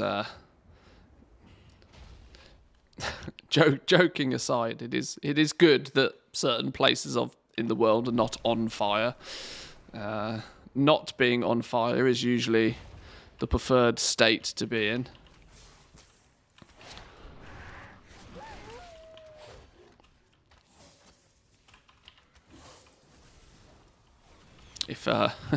If you get to choose, I'm sure you would probably choose to not be on fire.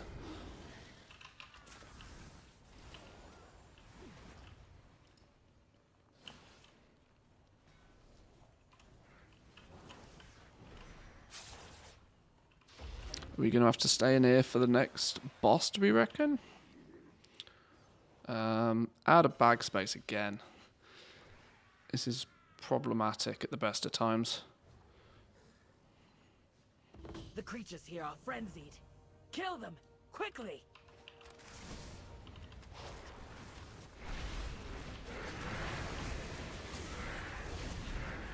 Unless you're a fire cat or a magma lord. Yeah, either one of those. Oh, I can't throw away 3 gilded statues that are worth 60 gold apiece. Waterfowl fillet, go away. Conjured feather, go away. Scales, go away.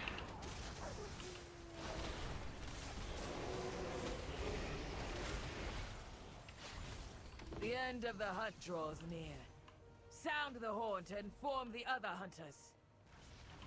Was that the second or third one? I don't know now. Well, I guess we'll see what colour the bag is, right? Your skills impress me, Two-Foot. We must let this land be replenished. Oh, that was the second one. Seek new hunting grounds and new challenges. Okay, well, we did our catalyst either way.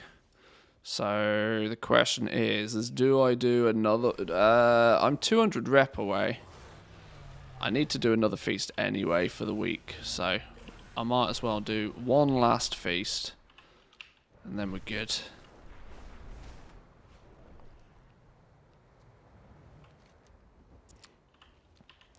This is the sad state of affairs being Alliance. There's a group with like 7 people.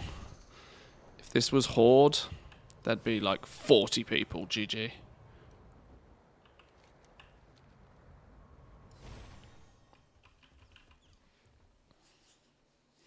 Unless you have an account-bound rep token in the bags. I mean, I do, but this character doesn't need any reps, so I'd rather not use them on here. I'd rather just complete a world quest or something. Got all the tier pieces already. Is there even a reason for me to do the Catalyst weekly quest? Yeah, because it benefits your alts. The Catalyst quests are... The Catalyst charges are available for all your characters on your account. So even if your one specific character doesn't need it, you should probably do it each week. You can accumulate up to 6. Much past 6, then you don't need to do it anymore. I think this is week 4 of the Catalyst being a thing.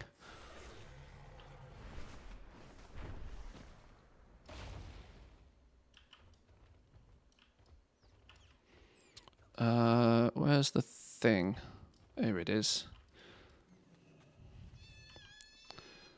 Let's put the otter back in the water.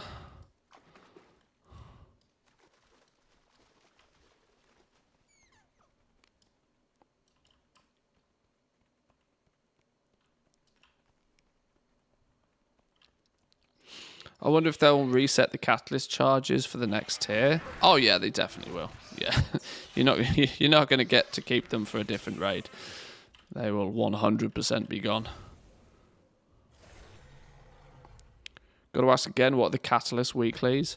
The revival catalyst quest.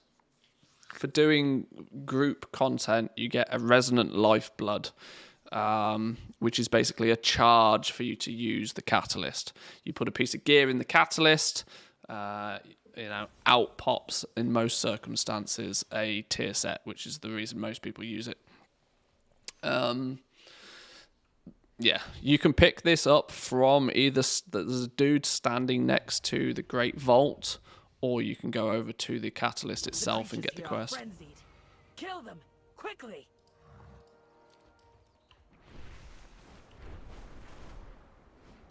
Do really need to get out of the auction house for once. Yeah, if you do solely live in the auction house, it's easy to miss these things. I told myself that for Dragonflight, I was not going to sit in the auction house. And so far, I've kept to my promise. I made plenty of gold in Shadowlands to last me a lifetime because I didn't leave the auction house. And it nearly killed me. So this time, I'm going to get out and I'm going to do the worldly stuffs.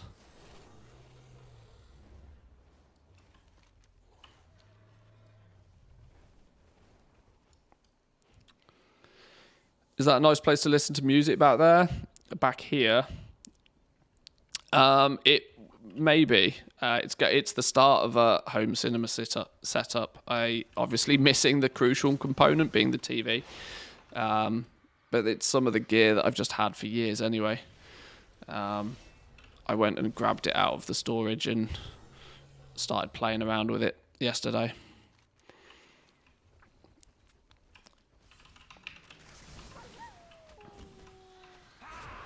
But it will, yes, also double up as a nice place for listening to some music.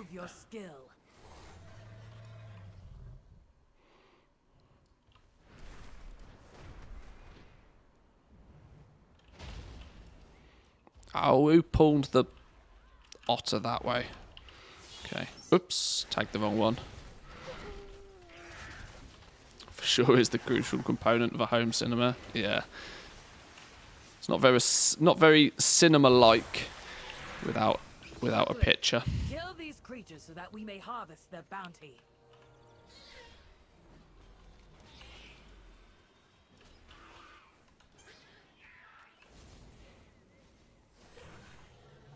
Being a former salesman, how does that change your experience buying stuff from retailers?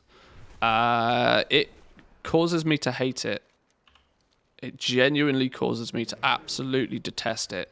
So much so that I will do all of my research of anything that I choose to buy way in advance. And I will, if absolutely needs be, will I walk into the retail environment.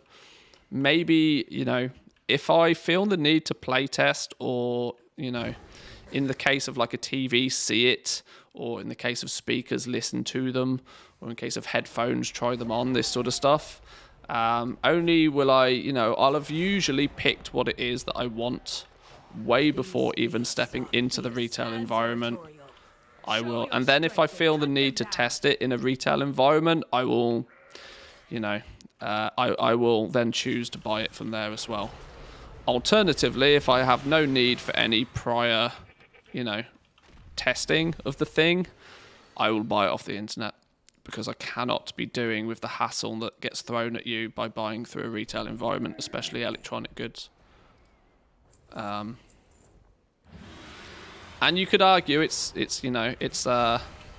hypocritical, because for years I was the person doing exactly just that. But yeah, it does make having worked in sales, and especially retail sales, has tainted my ability to enjoy the retail experience nowadays. Find the beast that roams these lands and kill it. We will make good use of the resources. There is nothing more frustrating than being offered an extended warranty in an electrical retail outlet nowadays.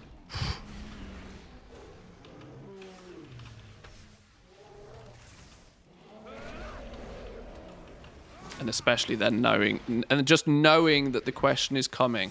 Knowing that the question is coming. So, are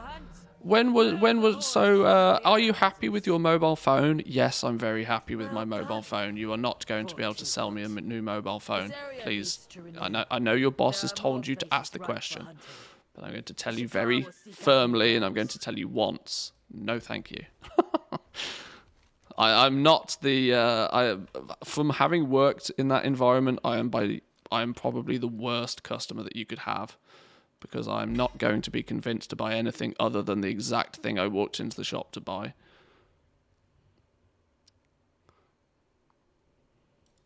Because the only reason I'm buying it from the store in the first place is to, thank them for the physical facility that we're standing in which I was able to test that product before I bought it.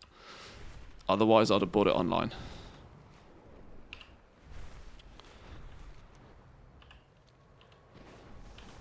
Was that the final... Hang on. Did I just... How many... I don't know. I can't remember.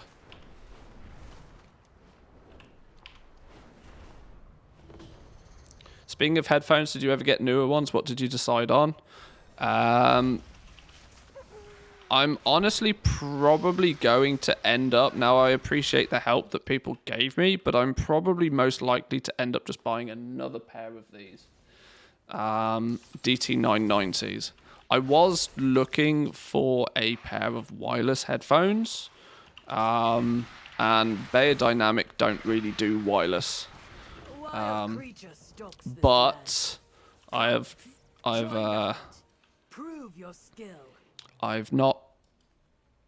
been so happy with these headphones that there would have to be a very special set of wireless headphones for me to buy anything other than just another pair of these. So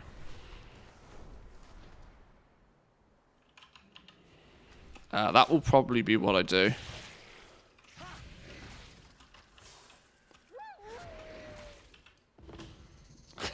I respect you because I know it's your job, but no thanks. Yeah, exactly. And it frustrates me in a way, because I know that these people in the stores that are asking these questions, they're asking the questions for two reasons. One, because they've been told to, but secondly, because it does affect their their sales targets and their figures.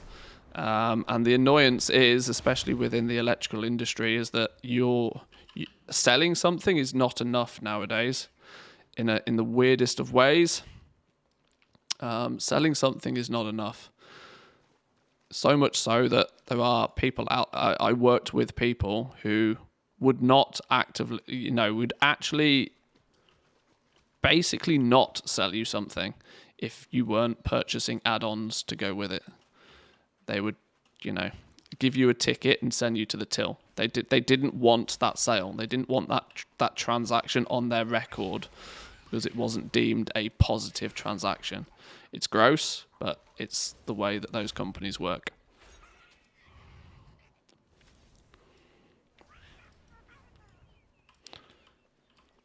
I think this is a bonus quest. I don't think I need to be doing this one, do I?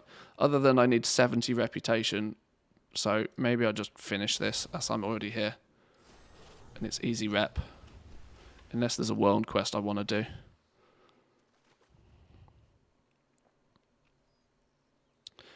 How often did you get people who ask you to show you all the things with a bunch of questions only to walk out to the store to buy stuff online? Oh, more than frequently. I mean, that's literally, that's a day-to-day occurrence. But what you do learn, and this is what I learned very quickly as a salesperson, was you could very quickly work out the people who are doing that. And you could very, very quickly learn to avoid them.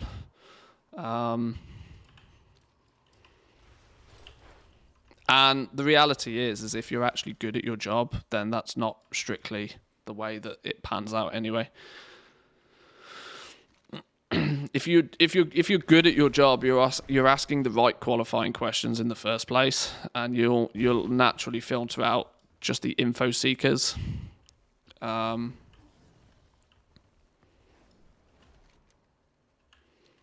whilst it's good to help those people, I mean that is the reason you are there fundamentally. But the reality is you can answer one or two questions, but if you know you'll know full well that it's happening.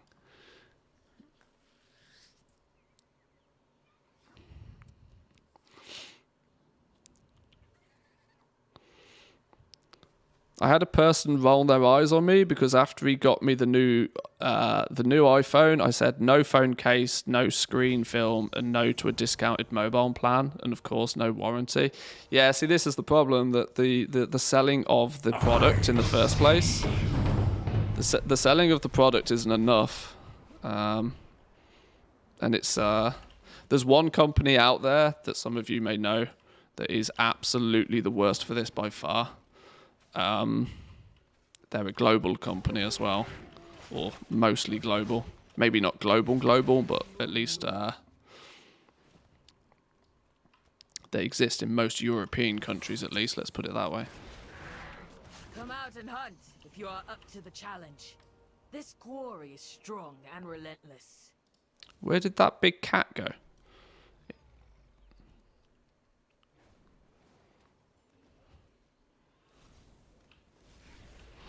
I mean, if I was working minimum wage for a shitty job, I'd roll my eyes too. Yeah. I've learned to fully appreciate that I would much rather work twice as many hours for half as much pay, but be doing it for myself, not for somebody else. But I'm lucky in terms of the fact that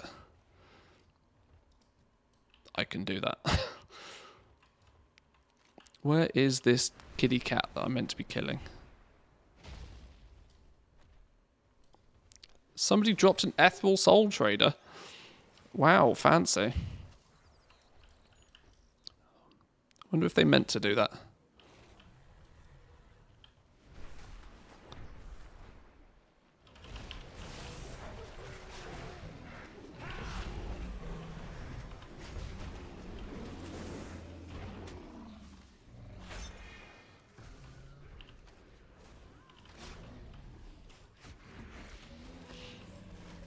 We near the end of our hunt. Signal the other hunters by blowing the horn.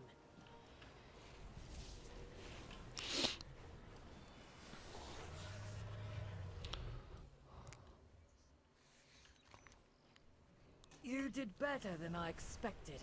Okay, My there we go. scouts will search for new hunting grounds while Yeah, these that lands that was a perish. bonus one. Oh, you're kidding me. I'm 10 reputation short. That's just gross.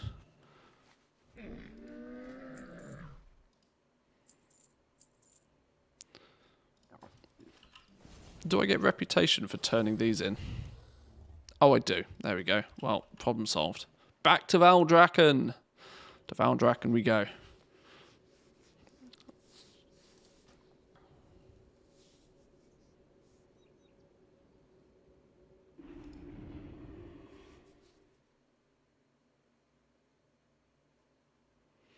Finally got my Kazgarite pickaxe recipe.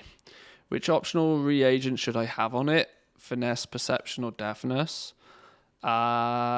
For mining, it's probably perception because you want to maximize your chance of getting Kazgarite ore because that's often where your money is.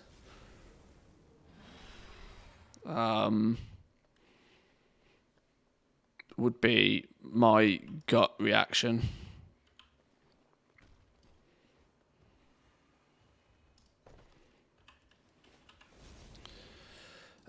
What do we need? We need a couple of things. We need 2 sundered onyx loops. Sundered onyx loops. Sundered onyx loops. Where are you in my list? Sundered onyx loops.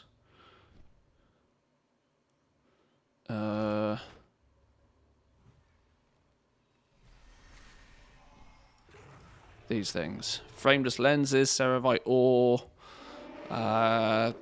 Shit, it's easier to buy them. It's easier to buy them. Let's just buy them. Sundered onyx loops. Sundered onyx.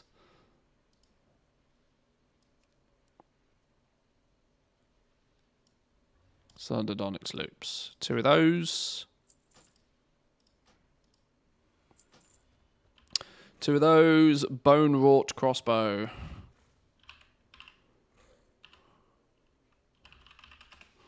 Bone wrought crossbow. Oh, you absolute scam artists. This happens every week. It's that stupid ruined writhe bark being expensive. That's what it is. Alright, whatever.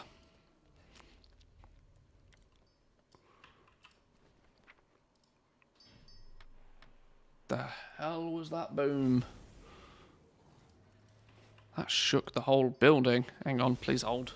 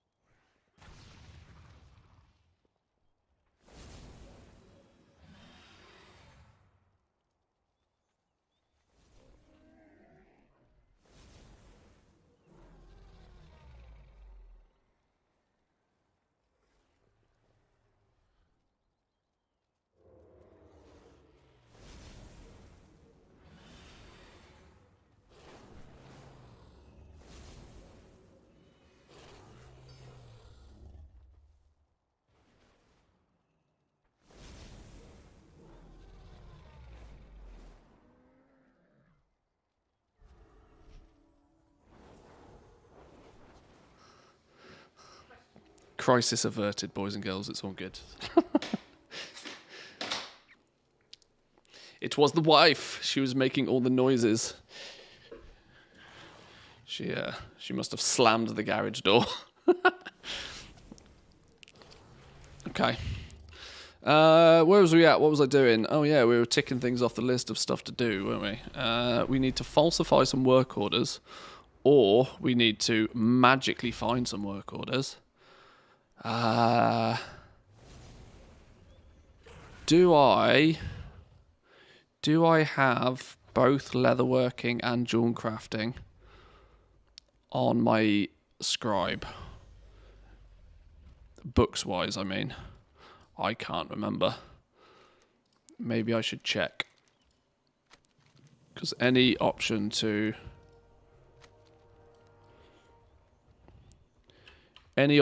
make more books, the quicker I'll learn them all.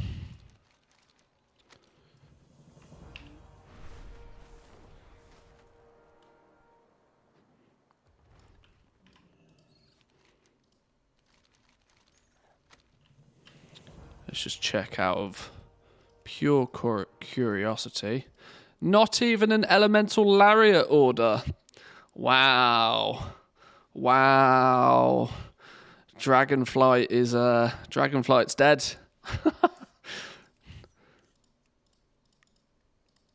Wow. Well. What else we got? Storm Surge, let's hand that in. Revival Catalyst, hand that in. Weekly Quest, hand that in. Slowly getting that list smaller. How many of those Storm Sigil Doodah currencies do I have? 12. I need a Storm Sigil piece probably to upgrade, I guess. What do I need? I need either the gloves or the legs. What's the best piece to upgrade? Gloves or legs?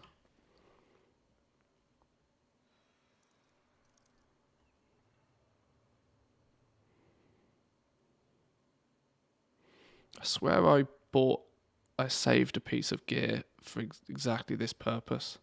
Maybe I didn't.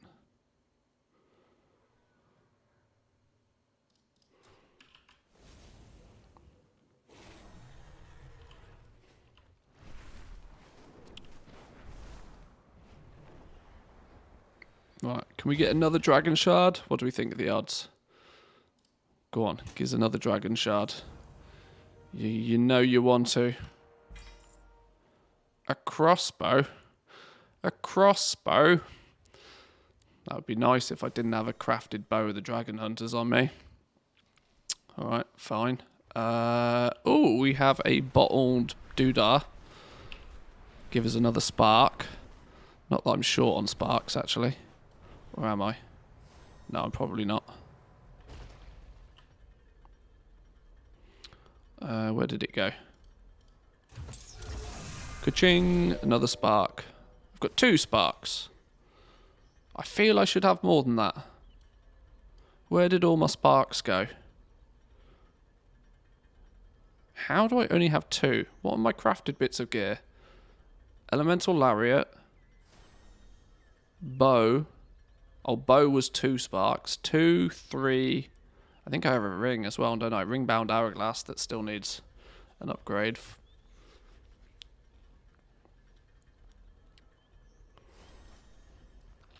My gear's in absolute pathetic shape. Echoes the Cave. I can't learn any more of those. Let's think about this. Yeah, orders. Let's fake some crafting orders real quick. Really impressed how organised your bags are. Oh, they're an absolute shit show.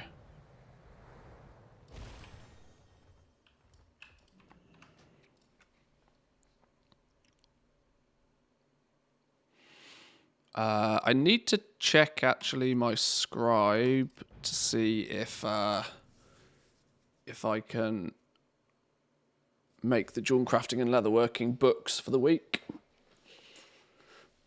Manthieus' bags give me stress. I have to look away when they're open. I can't help it. There's too many goddamn materials in this game. Genuinely, far too many of the damn things. If there was less materials, it would be a much easier situation to deal with.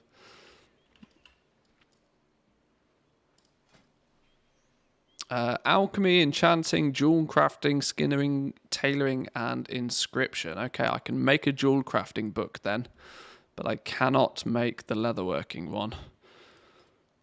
Can we?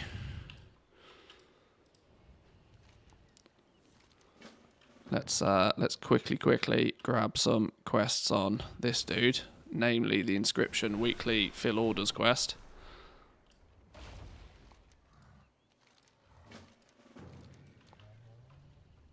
Not that I plan on doing these just yet, just so that I've got them ready.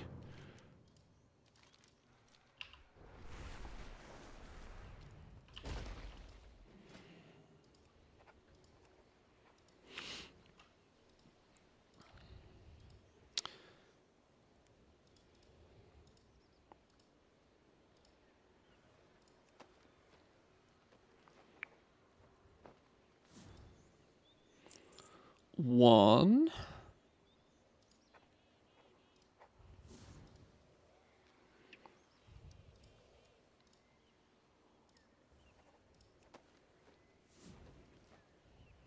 Should have seen him clean up the old bags at the end of Shadowlands. I had to have a lie down.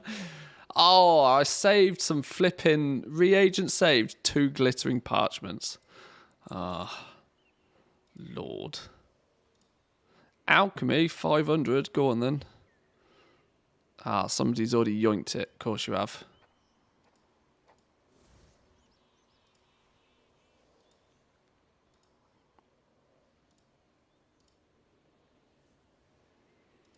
Oh, is it doing this again?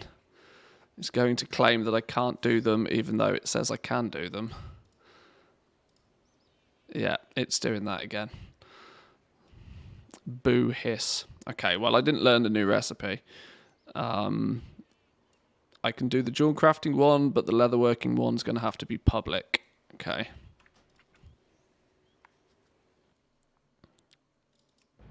Ah, I didn't falsify the orders that I needed. Damn, I knew I was on that character for 2 reasons. Oh well, one thing at a time.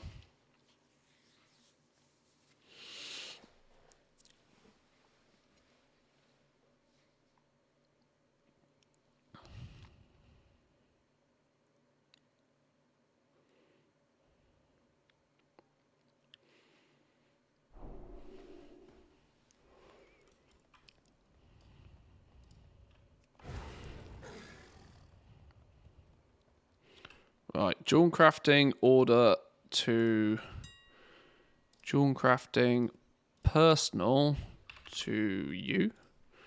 I do not have enough awakened fire apparently. Let's fix that. There we go.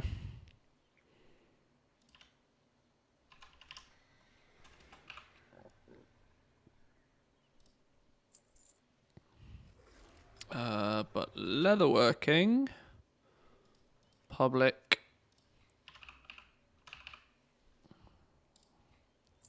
go. Right, in the time it takes me to make that, we can make some orders happen at the same time.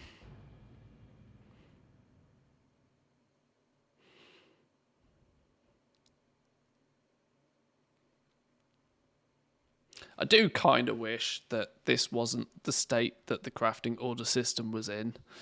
But it is kind of a bit of a necessary evil in terms of the fact that the only sensible thing to do with public orders was to make it so that people had to provide all of the materials. It was an all of the materials or nothing but the bind on pickup materials. And the more sensible option was, for Blizzard to choose, the more sensible option was clearly the make it so that you have to provide everything situation. Haha! Saved a burnished ink. Yoink. But did not learn a new recipe.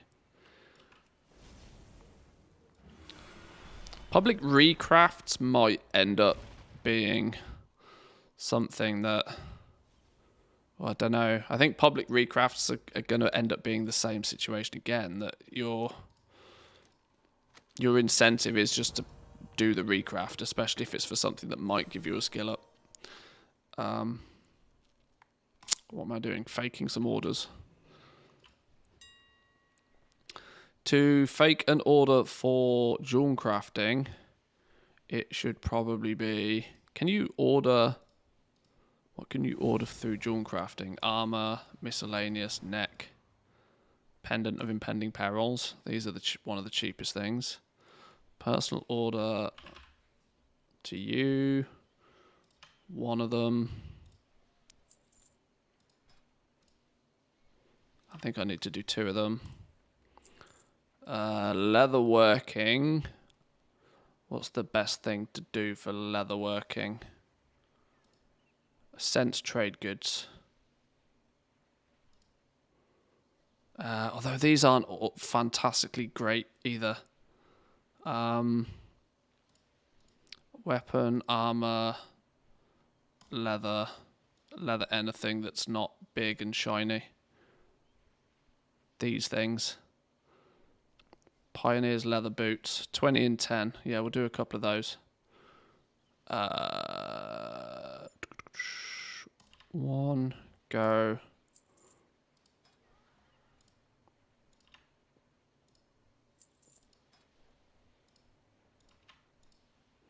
That'll do.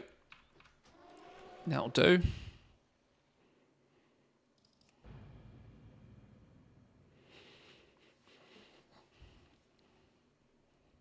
Friend of mine had chaotic bags like that as well. Every now and then we'd go together over every item and I'd tell her if she can keep it or throw it away and sell it. Very cathartic for me. The irony is my bags on that character, whilst it looks like severe levels of organized chaos, they're not actually that bad when you break it down. I actually do that exact process quite frequently. I go through and I clear out all of the shit that's just shit. The reality is it's just stuffed full of materials. This is the big issue.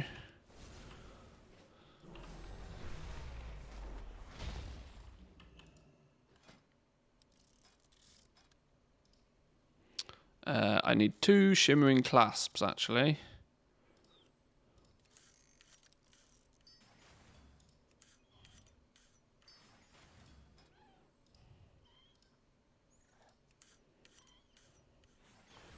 Imagine if the stocks were still 200.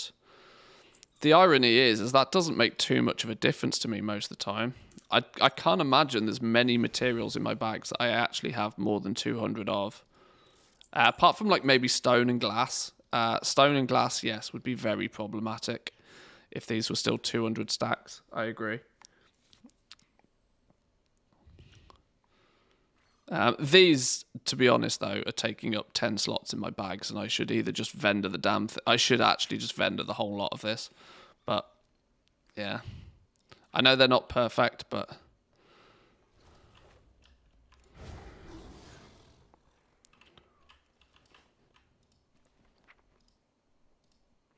Leatherworking book, jewel crafting book. Let's turn you in. I need to go do some leatherworking ones down here.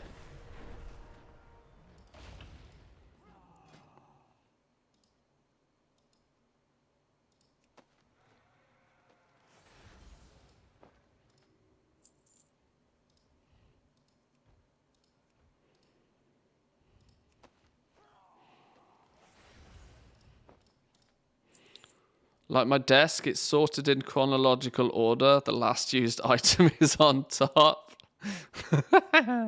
That is the definition of organized chaos. I like it.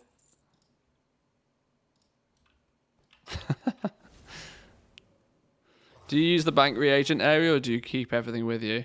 Okay, this is kind of an old habit of mine. But I tend not to use the reagent bank anywhere near as much as I should do. Simply because this is an old habit from crafting aggressively with Trade Skill Master.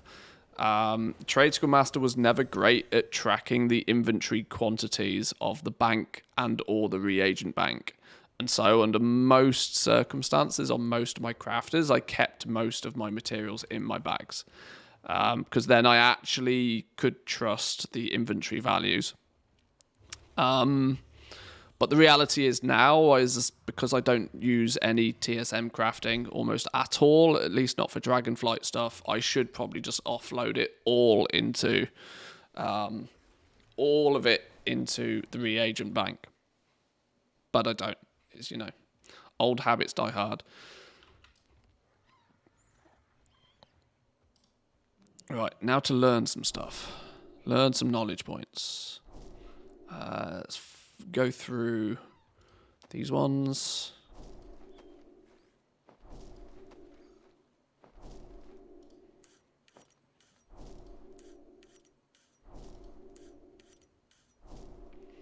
Then we have these ones. 1, 2, 3, 4, 5, 6, 7, 8. And I actually think that's it.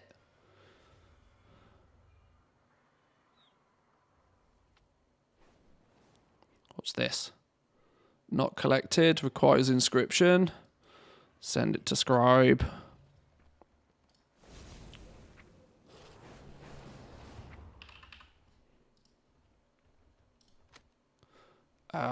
Send that to blacksmith.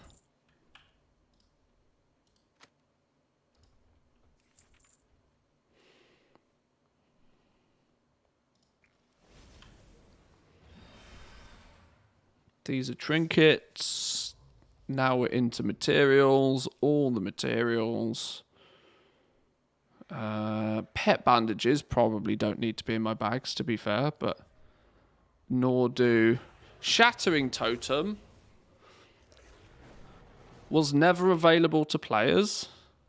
Lies. They're in my hands. Causes the earth at the target location to tremble and break, dealing nature damage every 1 second to enemies in a 10-yard radius, lasts 10 seconds. Usable in the Obsidian Citadel and adjacent lava fields. How are these never available to players? Okay. Maybe all the things needs an update. Quick hands potions. This random trash potions actually should either be sold or vended or sent to my alchemist. Send some Doritos. Hey? Why, oh why?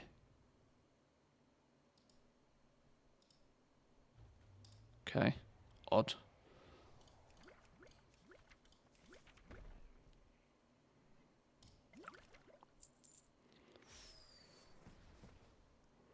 Okay.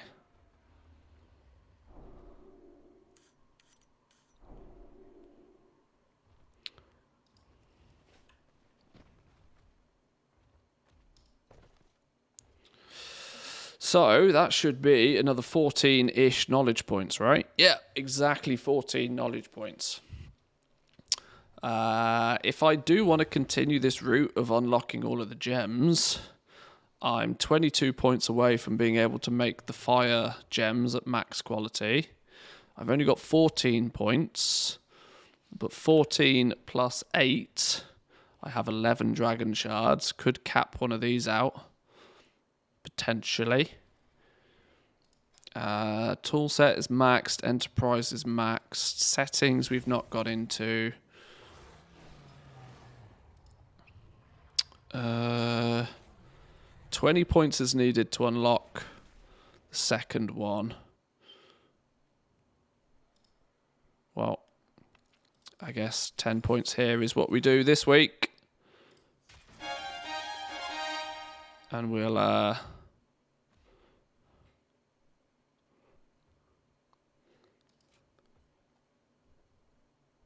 yeah, there we go. There's dual crafting for the week. Wow, it seems so mundane and dull at that point. 64 points to spend in leatherworking. Now, it starts to become sensible for me with leatherworking, considering these 2 trees are maxed, to just start unlocking things, right? 64 points. I think I need 90 to unlock everything here. We've got, what do we need? 30 in here. When do we learn sub-spec? Sub-spec. So I only need 20 points in here to unlock both of these. When we put points in here, we need 10 for 1 tree, 20 for the second, 25, 30. So we need to max this out to unlock all 4 of these. Upon unlocking these, we'll learn the recipes at least. So 30, 60, 90. Yeah, we're going to need...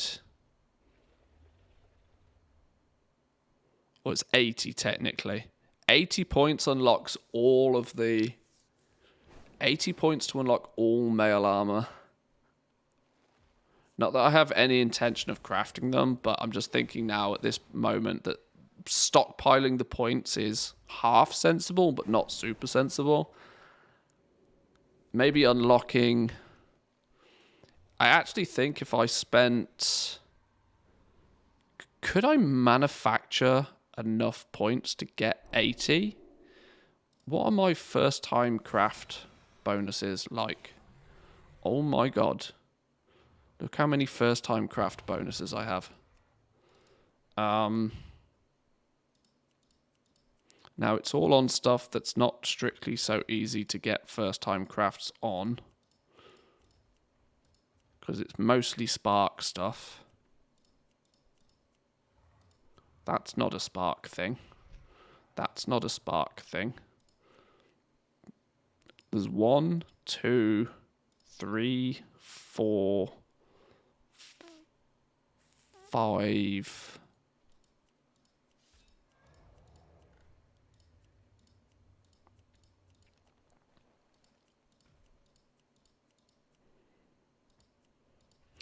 There's 5 items. 5 first-time craft bonuses I could very easily get. 5 on top of 64 puts me at 69. Giggity. So I'm not going to be able to get 80 this week. I'm not going to be able to unlock everything this week. But we could put 10 points in here to unlock one direction. 10 points goes that way.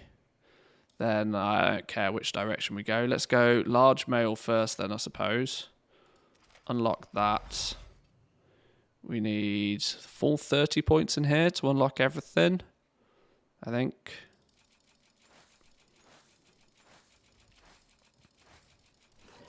$30 points there. Learn the final sub-spec.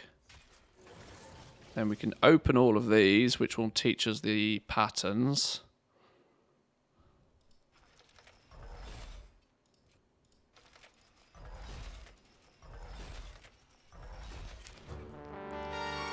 Boom! 4 new recipes obtained. I mean, technically, that's 4 new pieces of gear I could craft. But of course, they're all spark stuff, so I don't expect to. Now I'm in the same position again if I want to go this way. I need 10 points in here first, and then... Okay.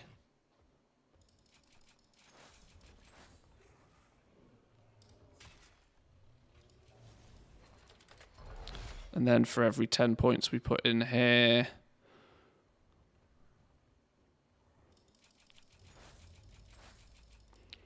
Do that, I guess.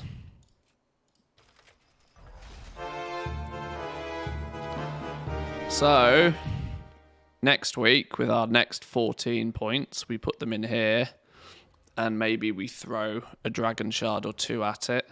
So next week, we'll have all of the mail unlocked. That makes sense to me. Need to decide where I'm going to spend these dragon shards. The reality for me is I'll probably prefer to spend these in jewel crafting, I think. Though I wonder which one actually needs more points. Surely leatherworking needs way more knowledge points in total. Maybe it's better to spend them in leatherworking, just because I will more quickly finish jewel crafting. This is like real long-term thought, thinking out loud here. The only reason I'm putting so many points into these is so that I can actually craft them at top quality as well. I need 22 points to make each of these at top quality.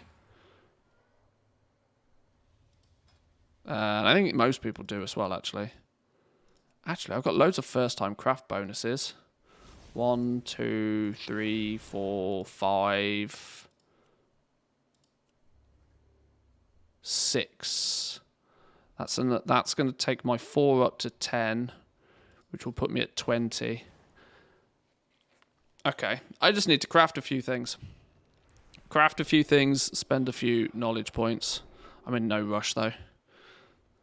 We're getting places.